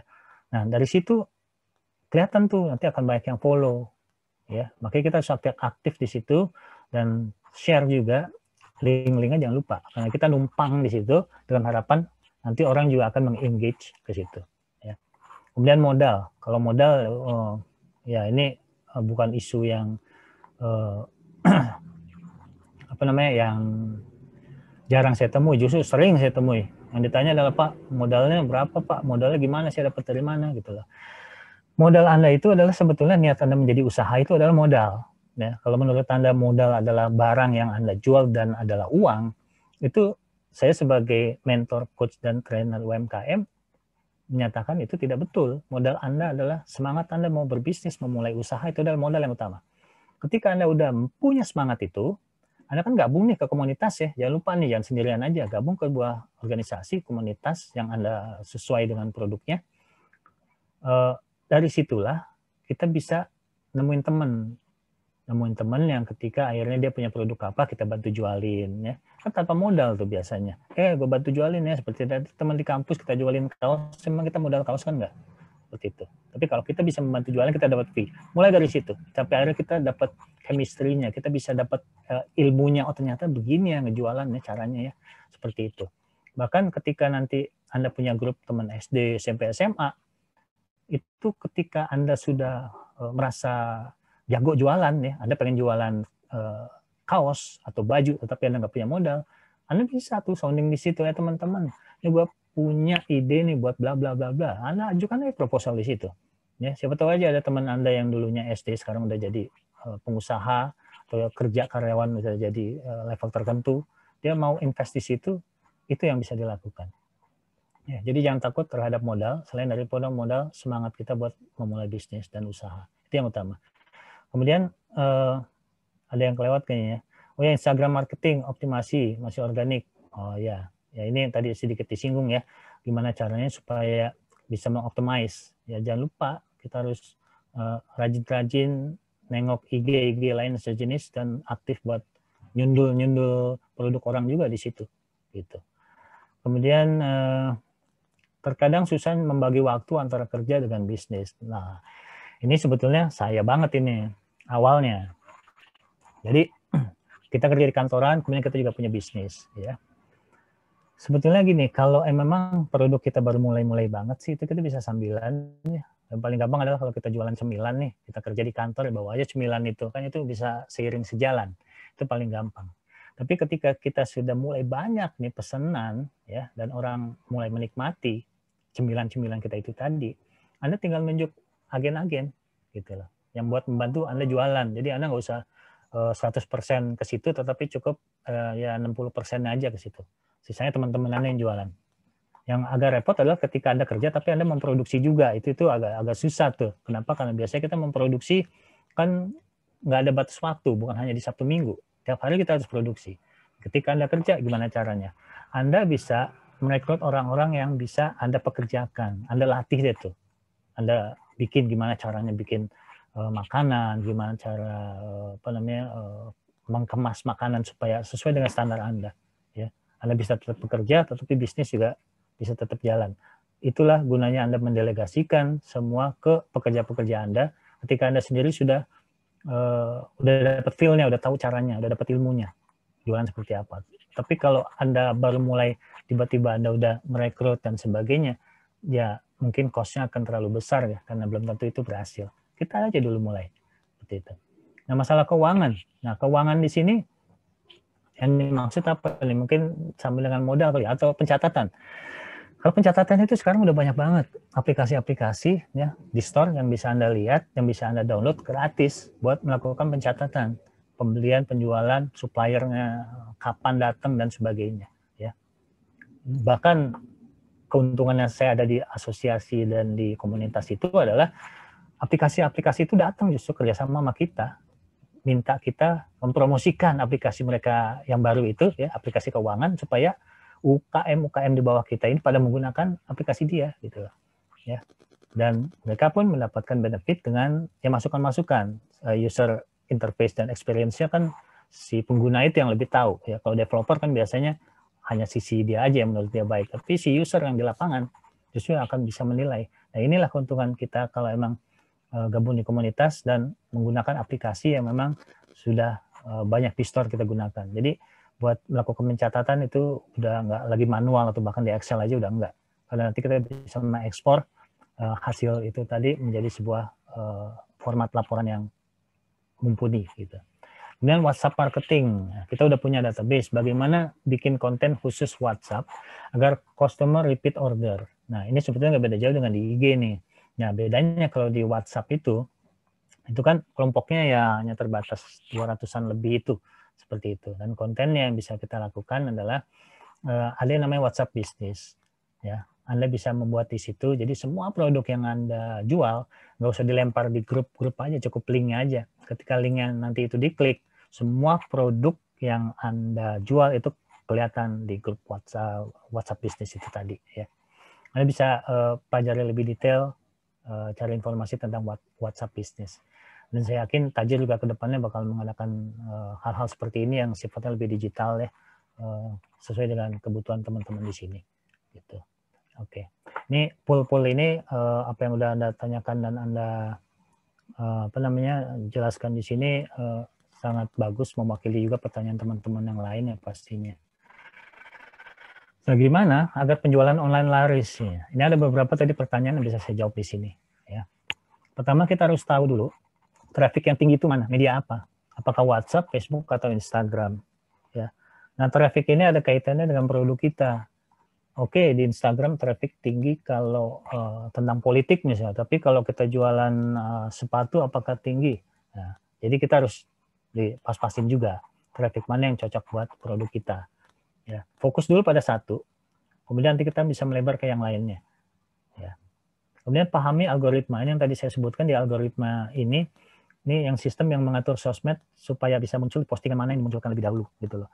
Dan ini beberapa teman yang memang bekerja di belakang layar algoritma ini mengatakan bahwa dulu mereka tuh 6 bulan sekali berubah algoritmanya, tapi sekarang bisa 3 bulan, bahkan bisa sebulan sekali, tergantung dari kita sebagai user gitu. Jadi kita pahami dulu di situ. Kemudian jual produk dengan kategori yang minat tinggi. Nah ini dia tadi. Jadi ada dua pilihan. Ketika kita mau jual kan tadi bingung ya, mau mulai dari mana nih Pak gitu kan. Kita mulai dari sesuatu yang pertama kita sukai, karena itu yang paling gampang. Begitu kita suka, kita jualan kan enak ya. Tapi kita juga nggak menafikan bahwa kita butuh pemasukan nih. Produk apa aja sih yang bisa kita jual. Nah carilah produk-produk yang kategori minatnya tinggi. Seringkali penjual itu memasarkan produk yang menurut dia bagus, tetapi nggak laku di pasaran, gitu lah. Dan belum tentu diinginkan oleh market. Sekarang arahnya adalah kita bukan menjual barang yang kita punya, tetapi kita menjual barang yang memang dibutuhkan oleh pasar, seperti itu. Ya, yang tinggi peminatnya apa sih gitu? Ya kalau lagi pandemi seperti ini kan alat-alat kesehatan itu udah langsung kenceng tuh ya, udah sekian ratus % naiknya. Anda bisa tuh bikin masker, jualan masker gitu kan. Teman-teman dekat aja dulu, saudara-saudara dekat ya, Anda mulai jual tuh. Ya, kemudian kalau Anda nggak bisa memproduksi ya beli aja masker yang memang sudah ada. Anda tinggal cari di pusat grosir, Anda tinggal menaikkan harga. Hal-hal seperti itu. Ini yang kategori minat tinggi sekarang lebih di bidang kesehatan soalnya. Kemudian jangan lupa postingnya tuh di jam-jam yang peak hour ya. Peak hour ini jam-jam di mana orang paling banyak ngebuka medsos ya. Pagi hari adalah di sekitar jam 6:30 sampai jam 8. Itu biasa orang bangun tidur, mau beraktivitas, mereka buka-buka deh tuh ya. Kalau di situ Anda udah mulai tahu-tahu orang buka tahu-tahu plung muncul gitu produk Anda kan itu yang pertama dilihat seperti itu. Kemudian di siang hari biasanya mereka ngebuka ketika lagi istirahat ya sekitar jam 12 sampai jam 1 atau jam 2-an ya. Kemudian di malam hari posting di jam-jam 7 sampai 21 ketika orang sudah mulai beristirahat. Biasanya mereka sampai di rumah atau sebelum menjelang istirahat tidur, mereka tuh ngecek HP dulu ya, baik WhatsApp ataupun IG, hal-hal yang ada kaitannya dengan kehidupan mereka di medsos seperti itu. Ya, jangan lupa 4 ini yang bisa menjawab pertanyaan-pertanyaan teman-teman itu tadi. Kemudian konten yang menyentuh customer. Kan tadi dia nanya di gimana sih, bingung Pak, bikin kontennya seperti apa. Ya konten ini yang menjadi tolak ukur menarik atau tidaknya adalah ya itu dia tadi, isinya. Ya, itu adalah tools, konten itu adalah tools. Konten kan isi ya, isi daripada apa yang mau kita sampaikan. Kemudian konten dapat membangun keterikatan dengan audiens. Ya. Ketika kita menjual sebuah produk, nih contohnya sepatu, sasaran Anda adalah mahasiswa. Ya. Buatlah iklan sepatu itu nggak jauh-jauh dari lingkungan mahasiswa, dalam artian ada orang yang mengiklankan sepatu tapi dia lagi seolah-olah mau ke kampus gitu kan, seolah-olah lagi di perpustakaan gitu. Jadi betul-betul personal ya, sesuai dengan target sasaran kita. Nah ketika kita mau jual sepatu itu di sepatu hiking misalnya ya, taruhlah sepatu itu di batu, di bukit, di dekat tenda, itu kan nyambung gitu. Jangan naruh sepatu buat hiking, tapi kita naruhnya di ubin, kemudian kita foto. Ya, itu sangat nggak menarik sekali gitu. Jadi hindari foto hal-hal yang buat kita upload di media sosial, apalagi buat jualan di ubin, gitu loh. Kalau di ubin kemudian ada alas yang menarik sih nggak masalah gitu. Tapi kalau di ubin itu kan kelihatan tuh garis-garisnya, kelihatannya nggak bonafit gitu loh. Itu yang membuat orang jadi, aduh, kok ini orang serius nggak sih? Gitu loh ya. Kemudian konten itu dapat membuat audiens merasa relevan. Itu kaitannya dengan tadi yang saya bilang ya. Kalau emang mau naruh sepatu, ditempatkan di tempat yang memang sesuai dengan produknya. Seperti itu. Kemudian konten menjadi alasan pengikut Anda mengikuti media pemasaran Anda. Nah ini dia nih. Konten tuh harus rajin. Anda kalau perlu tiap hari Anda ngupload konten sesuatu lah. Jadi orang tuh merasa terbantukan dengan info-info yang Anda yang diberikan. Jadi bukan hanya kita jualan produk, jualan, tetapi info di dalam konten yang kita berikan di dalam media sosial kita itu adalah sifat yang informatif ya. mau bikin kuis boleh, mau ngasih informasi boleh, mau bertanya juga boleh supaya nanti ada engagement dengan si follower kita. Itu harus rajin-rajin. Jadi hal-hal yang ada berkaitannya dengan produk kita itu lebih baik, tetapi yang lebih penting adalah gimana cara kita bisa men-engage dengan para follower kita. Seperti itu. Jangan lupa, jangan sungkan-sungkan buat selalu menyapa mereka lah, intinya seperti itu. Kemudian konten digunakan untuk menyampaikan pesan dari brand ke audiens. Ini udah jelas nih. Ya, ketika ada sebuah produk baru, ya, Anda tentunya pengen ngasih tahu dong bahwa produknya si singkong ini tadi mereknya adalah keripik pedas, Kridas misalnya disingkatnya. Ini ada merek Kridas loh, kayak gitu loh. Terus kita promosikan seperti itu. Sambil dijelaskan logonya seperti ini, filosofi kenapa namanya Kridas seperti ini, dan sebagainya. Buat supaya brand itu dikenal terus oleh orang-orang. Gitu. Kemudian gimana cara kita menciptakan konten kita supaya viral? Ya ada 8 langkah. Kita percepat aja. Pertamanya adalah kita menentukan dulu tujuan daripada konten itu, kita pengen kemana objektifnya. Ya, kita harus menentukan penonton, audiens kita di target pasar yang mana. Ya, apakah tadi remaja, laki, perempuan, seperti itu. Kemudian ide, tadi kan nggak sedikit nanya tentang ide mentok di mana. Ini gunakan konten-konten alur cerita yang tepat di waktu yang tepat, gitu lah ya.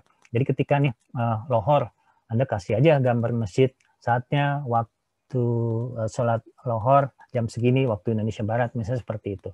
Ya, itu ada sebuah ide. Jangan lupa menampilkan produk Anda di situ. Gitu. Bisa juga di masjid Anda lagi megang itu siap-siap seolah-olah Anda mau sholat, produk Anda difoto. Nah, ada pesan-pesan moral juga di situ, mengingatkan orang untuk sholat ketika Anda memblast info itu di sekitar waktu-waktu lohor. Kemudian content creation, membuat jadwal. Nah, kita harus juga tahu jadwal-jadwal dan produksi siapa yang akan mengerjakan, gitu ya. Secara simpel, kalau memang kita punya ilmunya silakan dilakukan sendiri, tetapi nggak sedikit kok di sini aplikasi-aplikasi yang bisa memudahkan kita buat mengupgrade ilmu yang kita terbatas itu menjadi seorang video creator atau foto creator yang kelihatannya jadi canggih gitu. Itu banyak sekali aplikasi-aplikasi yang bisa mendukung kita. Kemudian media apa yang digunakan untuk mendistribusikan? Bisa media sosial, bisa kita rekrut agen, reseller, dan sebagainya itu tadi ya. Kemudian amplifikasi daripada konten itu, menciptakan pembicaraan viral. Itu misalnya kita menggunakan influencer seperti itu. Ini misalnya saya diajak di sini oleh Mas Fahmi untuk bicara di Tajir nih. Bisa aja dia, Pak Fahmi nanti di belakang tolong singgung tentang produk A ya. Kebetulan dia produknya masih baru nih. Itu bisa aja gitu. Saya bisa nyebut di situ. Dan di media yang lainnya juga nanti bisa aja saya bantu dengan menyebutkan. Ya, hal-hal seperti itu. Amplifikasi dari sebuah konten. Kemudian kita mengevaluasi konten yang sudah kita lakukan. Kira-kira sasarannya sudah sesuai dengan target kita atau belum. Kemudian harapan kita bisa dapat sekian banyak pembelian dari apa yang sudah kita lempar sesuai atau belum. Lakukan evaluasi itu, termasuk ke konten-konten hasil video ataupun foto-foto itu kita evaluasi terus. Yang terakhir ada improvement, itu memperbaiki konten dari awal, yang nomor 1 itu tadi pertama kali kita lempar sampai sekarang itu kita melakukan evaluasi dan perbaikan. Ya, ini selintas tentang gimana caranya supaya konten itu bisa tercipta dan kita bisa memasarkannya dengan lebih baik. Ya. Ini secara singkat lagi ada strategi digital marketing. Kita bisa lihat ada 6, bisa di website, bisa di e-commerce, ya, bisa di sosial media, bisa juga iklan, advertising, ya, berbayar tadi itu, bisa juga tadi influencer, ya, bisa juga lewat blog, ya, dan ini semua adalah sifatnya adalah digital yang bisa kita lakukan dari rumah sebetulnya dan tanpa biaya yang besar, ya, kecuali advertising, mungkin kita mau Facebook Ads, misalnya di apa namanya di Instagram juga kita pengen pasang iklan, itu kalau memang sudah besar, silakan gunakan media-media ini. Paling nggak di sini ada sekitar 6 yang bisa Anda lakukan dan semuanya bisa di-engage nih. Anda bisa di website juga, langsung di e-commerce juga, sosmed bisa, iklan juga bisa, pakai influencer juga bisa, di blog juga bisa. Jadi satu produk bisa langsung ke semuanya. Tapi tentukan dulu di awal kalau memang kita mau nyoba di mana. Oke, IG dulu deh. Ya udah fokusnya dulu di situ. Ya, kemudian berkembang ke yang lainnya. Nah, ini kurang lebih gambarannya di website atau di blog bisa menggunakan WordPress atau Blogspot ya. Kemudian ada beberapa media sosial, Twitter, Facebook, IG, banyak lah. Kalau memang Anda rajin dan senang membuat video, ya YouTube adalah rumahnya. Silakan Anda melakukan di situ. Kemudian ada beberapa e-commerce yang bisa Anda lakukan. Anda bingung nih produk saya kalau saya bikin website atau saya bikin toko online sendiri, isinya cuma sedikit. Ya udah tumpangin aja di beberapa e-commerce yang ada ini. Ada di Tokped, Lazada, Shopee, Bukalapak, dan banyak lagi yang lainnya. Termasuk di tajir.store. Seperti itu. Kemudian tulis konten yang terkait dengan blog atau produk Anda nih di link-link yang umum seperti Kompasiana, kemudian ada juga di Kaskus gitu ya, selain di blog-blog yang Anda punya. Kemudian pasang iklan ya di Google Ads ya. Kemudian di IG Ads juga ya. Ini kalau memang levelnya udah lebih baik ya, Anda bisa masang di situ. Kemudian bangun komunikasi dengan para influencer atau brand ambassador kalau memang nanti kita ada orang yang memang ingin kita tokohkan membawa produk tersebut gitu loh. Mas Fahmi juga bisa jadi brand ambassadornya kaos kaos sebuah desain yang Anda jual misalnya seperti itu. Jadi dia pas lagi ngadain acara ini dia pakai kaos itu gitu. Secara nggak langsung, oh bagus nih, Mas Fahmi belinya di mana ya gitu kan. Dan akhirnya dia singgung ini bisa dibeli di bla bla bla dan sebagainya. Itulah gunanya influencer. Kemudian branding dan marketing ya.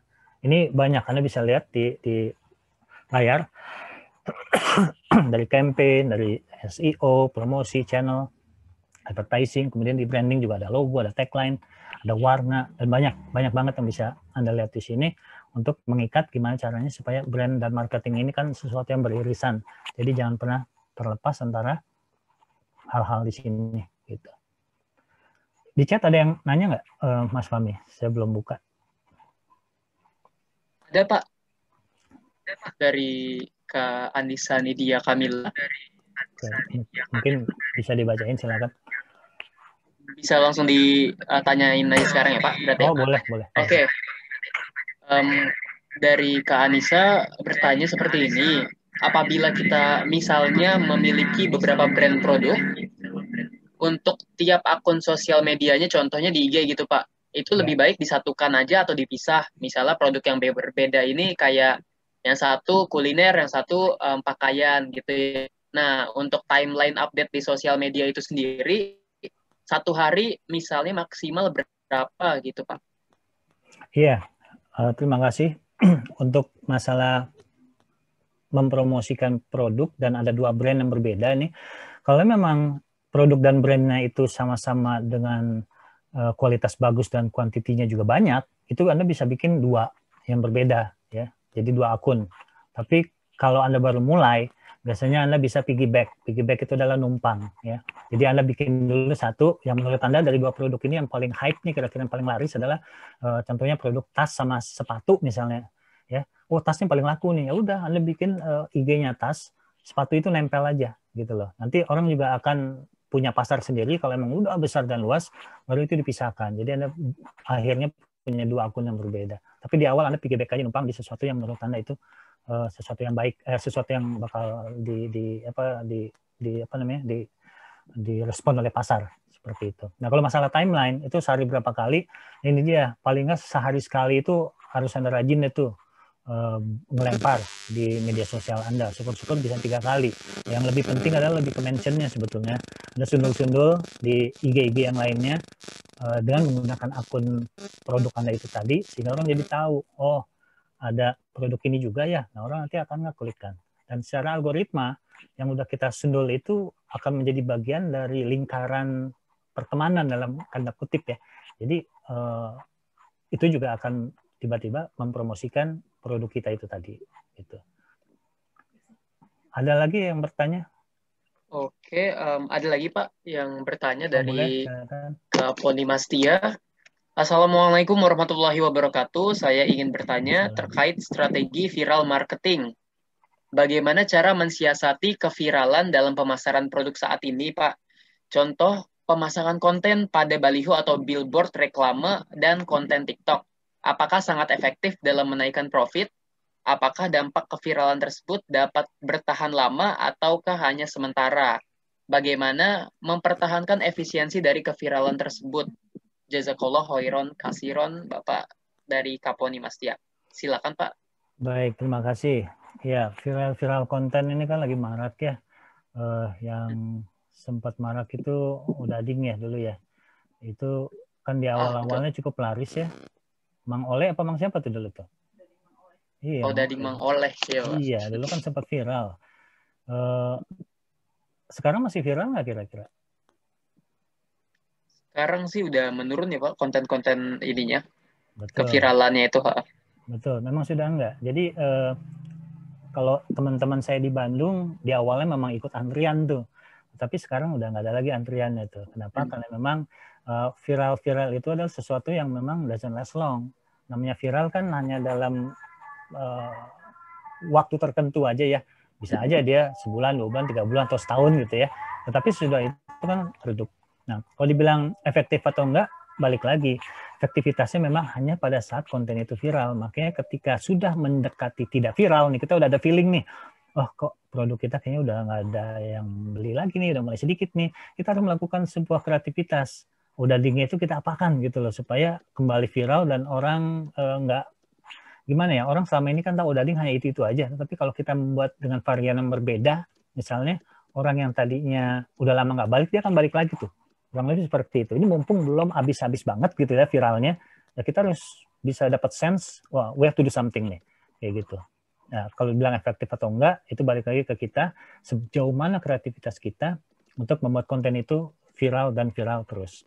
Di baleho, di TikTok ataupun tadi di billboard ya, itu kan kalau di billboard itu kan nggak murah ya biayanya ya. Kalau buat viral di situ nggak efektif. Biasanya viral adalah lebih banyak di media sosial. Kalau di media outdoor itu adalah sebagai supporting aja. Supporting buat kedukung apa yang udah viral, mereka angkat lagi di situ. Yang itu seperti itu. Ada lagi yang bertanya kah? Oke, untuk saat ini belum ada lagi Pak yang bertanya. Belum ada. Kalau ada yang mau open mic, mau nanya langsung boleh ya, sambil saya menjelaskan sedikit tentang branding. Nah, kita paling 3 menit lagi ya, Mas ya. Sisanya nanti silakan saya kembalikan ke Mas Fahmi. Nah, kita lihat dulu nih branding dan marketing di Selandia Baru nih. Kalau kita lihat ada madu kan lagi ngetren nih, vitamin-vitamin segala macam, madu, habat suda dan sebagainya. Nah, di Indonesia tuh mereknya banyak banget ya, sampai kita bingung gitu. Mau belinya mana, bedanya apa sih gitu kan.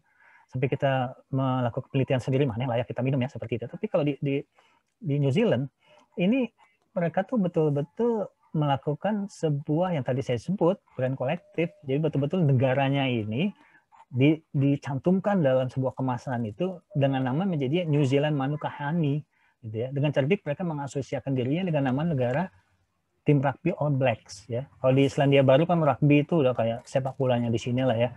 Udah betul-betul hype banget gitu loh. Jadi udah nggak ada lagi merek-merek yang terlalu banyak. Tapi mereka mengasosiasikan New Zealand Manuka Honey adalah ya madunya New Zealand seperti itu. Kemudian Giant juga melakukan rebranding nih, ya. Dari Anda lihat logo yang lama di sebelah kiri, kemudian ke logo yang baru di sebelah kanan, ya. Lebih hijau, lebih hidup dan lebih dinamis. Hurufnya Anda bisa lihat hurufnya adalah huruf yang bold. Bold adalah huruf yang kekinian, ya. Nanti saya kasih contoh lagi, contoh-contoh lain yang produknya dulu menggunakan font-font yang agak sedikit menarik pada masanya, menjadi balik ke yang simple. Like this. Ya, kita bisa lihat dari Warner Bros. Di sebelah kiri, tadinya kan dengan banyak aksen-aksen emas, kemudian ada tulisan Warner Bros. Dan sebagainya. Di tengahnya, it's very complicated. Ketika orang-orang usia 40-an mungkin waktu itu menarik, tapi untuk generasi yang millennials, itu very ribet banget lah kesannya seperti itu. Jadi Warner Bros melakukan sebuah simplifikasi, jadi Warner Bros seperti WB ini udah cukup gitu loh, biru dan putih. Kemudian ada lagi BT dengan logonya yang dulu begitu membingungkan, ini apa sih? Hanya sekedar lingkaran BT. Kemudian JV Saint Laurent, jadi Saint Laurent aja dengan tulisan font biasa dan sederhana. Balenciaga dulu fontnya ditarik gitu ya, kurus. Sekarang simple, bold Balenciaga. Kemudian Burberry juga sama, Berluti juga sama. Kemudian ada Balmain juga sama. Jadi semakin ke sini, produk-produk yang dulu sempat hidup sekian puluh tahun, ya harus melakukan perubahan brand dengan yang lebih simpel lagi, karena pasarannya sekarang adalah udah kelasnya bukan yang usianya di 40-50 tahun lagi nih, sekarang udah yang ke bawah gitu loh. Jadi mereka harus melakukan rebranding yang sesuai dengan generasinya. Kemudian di sini juga ada lagi Adidas. Adidas sudah berapa kali ganti logo dari tahun 24 sampai akhirnya 2005 mereka is a simple Adidas dengan 3 stripes, ya. Sejak tahun 71 Adidas itu sudah memposisikan dirinya pokoknya melakukan 3 garis, 3 garis, 3 garis, ya. Anda bisa lihat itu walaupun posisinya ada yang vertikal, ada yang miring, ada yang ke samping, tapi tetap 3 stripes. Dan sampai sekarang menggunakan logo yang simple, horizontal 3 stripes Adidas. Kemudian Nike juga sama. Nike sebelum tahun 95, yang sekarang dipakai kan simple swoosh, ya. Simple, ini sayapnya Nike. Nike itu adalah dewa di Yunani, ya. Ini adalah bagian dari sayapnya. Dan tahun 85, 10 tahun sebelum mereka merubah ke yang hanya sekedar swoosh ini, itu ada kotaknya. Tetapi dirasa very complicated, seolah-olah terkukung dalam sebuah kotak. Mereka melepas itu semua dan menjadikannya sebuah sesuatu yang sampai saat ini masuk ke generasi milenial pun nggak akan menolak, mengabaikan produk ini, karena memang dari sisi brand dan logonya juga udah sesuai dengan mereka, jiwa mereka, seperti itu.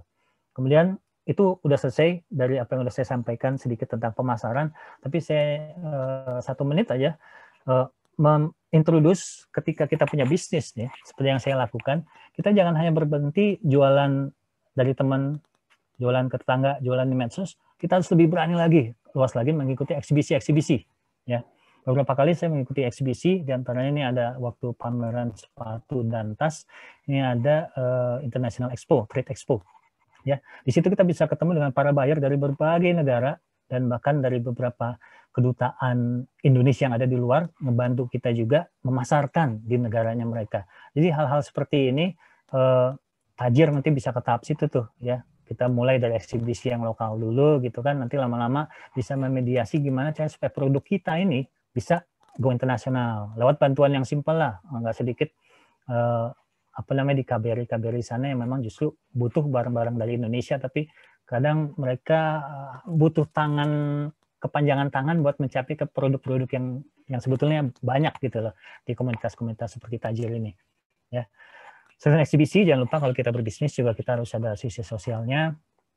Alhamdulillah saya juga ada yang namanya Sekolah Quran. Di situ kita membuka kelas pengajian buat berbagai kalangan manusia, sehingga presentasi apa yang sudah kita dapatkan bisa kita kita bantulah lewat CSR-nya kita, kurang lebih seperti ini. Kemudian barbershop ini adalah juga usaha yang saya lakukan. Dulu namanya Centro Barber, ya. Anda bisa lihat di 4 foto di atas itu Centro Barber. Ini adalah barbershop saya di jalan besar, jalan ramai, ya. Kelasnya juga otomatis mahal. Nyukurnya tuh bisa 55.000 sekali datang ke situ. Tapi itu sesuai dengan segmennya, ya. Namun ketika COVID udah setahun terakhir ini, kita harus bergerak nih. Ketika kok redup, ya, barber orang yang tadinya banyak datang, mereka menurunkan segmen mereka ke kelas yang tadi 55.000, nyari cukur yang 40.000 aja, bahkan nyari yang 35.000 aja. Oke, saya melakukan shifting, sekaligus nge-rebrand, namanya menjadi Edcast Barbershop, kerjasama dengan beberapa teman juga yang memang ahli di bidang ini. Kita ngebuka di pinggiran-pinggiran, ya, di suburb. Jadinya kelas-kelas mereka adalah kelas-kelas yang 25.000, 15.000, tapi justru kelas-kelas ini yang konsisten gitu loh. Pelanggannya rata-rata sehari itu ada 10-20, ya. Jadi alhamdulillah ini ada beberapa cabang, jadi tidak bisa kalikan lagi dari satu lokasi berapa, dikalikan aja dengan jumlah lokasi kita yang lainnya yang ada gitu loh. Kemudian ditambah dengan bangku-bangku lainnya juga, sehingga kita bisa lebih semangat lagi berbisnis kalau memang penghasilan kita juga baik kan gitu ya. Jadi semua komunikasi pemasaran yang kita lakukan, kita pokoknya nggak boleh takut lah untuk terus berinovasi dan be kreatif. Yang penting adalah mental kita ini harus terus dijaga, mental bisnis, ya. Sebagai penutup, bagaimanapun besaran batu yang menghalangi jalan hidup kita, Ya, engkau pasti akan sanggup menyingkirkannya. Sebab Allah firmankan dalam setiap masalah ada kemudahan. Dan setiap masalah adalah sesuai dengan kemampuan kita. Jadi jangan khawatir, batu-batu itu nanti kita bisa angkat sama-sama, kita singkirkan, karena memang di komunitas seperti Tajir ini adalah tempat kita bersama-sama membangun bisnis. Saya rasa demikian, Mas Fahmi, yang bisa saya sampaikan.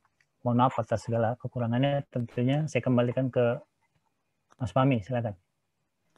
Baik, terima kasih untuk Pak Fahmi Ibrahim, Esos MIKOM, untuk materi tentang marketing komunikasi yang tadi telah disampaikan. Alhamdulillah banyak banget ya ilmu-ilmu yang telah kita terima dari Pak Fahmi sendiri. Dan semoga apa yang telah disampaikan oleh Pak Fahmi Ibrahim dapat meningkatkan omset atau juga pembeli gitu ya untuk bisnis yang sedang kita sama-sama lakukan. Nah, untuk teman-teman semua, bagi yang memiliki bisnis, bisa banget nih bisnisnya didaftarkan dan dimasukkan ke e-commerce-nya milik Universitas Al-Azhar Indonesia, yakni adalah Tajir.store. Di mana Tajir.store ini adalah sebuah marketplace keluarga milik UAI yang kita sama-sama di sini membantu mahasiswa juga yang membantu Civitas Akademika UAI untuk berbisnis bersama. Apalagi Universitas Al-Azhar Indonesia ini memiliki kaidah atau pedoman ya sebagai enterprising university. Nah, dengan itu kita sama-sama membantu Universitas Al-Azhar Indonesia mencapai universitas yang memang menanamkan nilai-nilai bisnis dengan kita membesarkan nama Tajir.store ini. Nah, kalau begitu untuk teman-teman semua, insya Allah tadi apa yang telah disampaikan dapat bermanfaat oleh Pak Fahmi Ibrahim, kemudian bisa diimplementasikan ke bisnis kita masing-masing. Dan sekali lagi sebelum kita berkemas, sebelum kita pamit, mungkin teman-teman semua bisa menyalakan kameranya nih, demi kita dokumentasi gitu ya. Dan jangan lupa, bagi yang mau mendapatkan elektronik sertifikat dan juga ingin mendapatkan materi, nanti akan diberikan oleh Mas Ruli Nurzaman melalui email masing-masing. Tapi dengan mengisi bit.ly/feedback markas yang telah diberikan di grup chat barusan ya.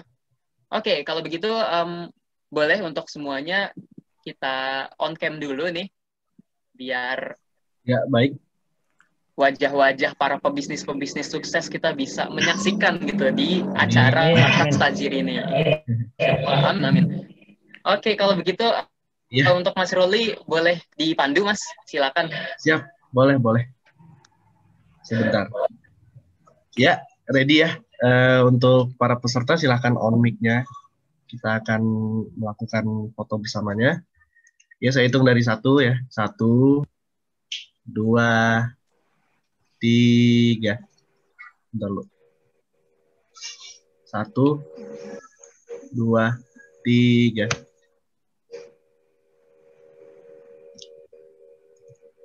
Oke, ya. Terima kasih, Mas Fahmi. Silakan.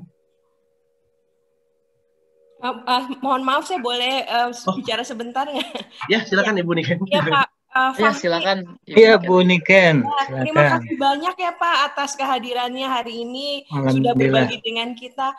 Ini benar-benar bagus sekali materinya gitu ya. Jadi kita bisa melihat bahwa waduh, pengalaman Bapak itu ilmunya banyak sekali, pengalamannya juga bagus sekali. Mungkin kalau misalnya bersedia nanti kami boleh menghubungi Bapak lagi kalau Bapak bersedia untuk tentu. Iya, untuk bisa membantu di Tajir mungkin Pak kalau ada butuh bimbingan atau apa gitu. Insya Allah dengan senang hati Ibu Niken. Butuh mentor, tadi kan ada yang nanya mentor, butuh mentor. Ya insya Allah saya. Iya, bisnis coaching segala Pak. Jadi memang ilmunya sangat berguna sekali dari Bapak. Terima kasih banyak Pak. Sama-sama, terima kasih Ibu Niken. Alhamdulillah. Silakan Fahmi kalau mau ditutup. Oh ya, Ibu. Alhamdulillahirrabbilalamin, kita telah sampai di akhir acara. untuk teman-teman bisa sekali lagi saya ingatkan untuk mengisi form feedback yang ada di grup chat untuk mendapatkan e-sertifikat dan juga materi yang telah disampaikan oleh Pak Fahmi untuk dibaca-baca ulang gitu. Nah, kalau misalnya nggak bisa di copy paste menggunakan ini ya browser atau Google Chrome dan browser-browser yang lain. Tadi saya Maaf sudah untuk mencoba. ini, Ya. Fahmi. Ya, Maaf Mas Ruli. untuk linknya F-nya gede ya, bit.ly strip F-nya gede, feedback markas. Nah, untuk huruf F-nya gede. Iya. Ya, terima kasih semua. Oke, terima kasih ya. Kalau begitu bisa di screenshot aja link feedbacknya karena saya sendiri ingin menutup acara ini. Berhubung sebentar lagi juga udah mau zuhur ya, jadi lebih baik kita membaca Alhamdulillah untuk sebagai penutupan. Alhamdulillahirabbil alamin. Sekali lagi saya ucapkan terima kasih kepada pemateri kita pada hari ini yang telah memberikan informasi menarik kepada Pak Fahmi Ibrahim. Terima kasih Pak atas waktunya. Sama-sama, alhamdulillah senang sekali bisa berpartisipasi.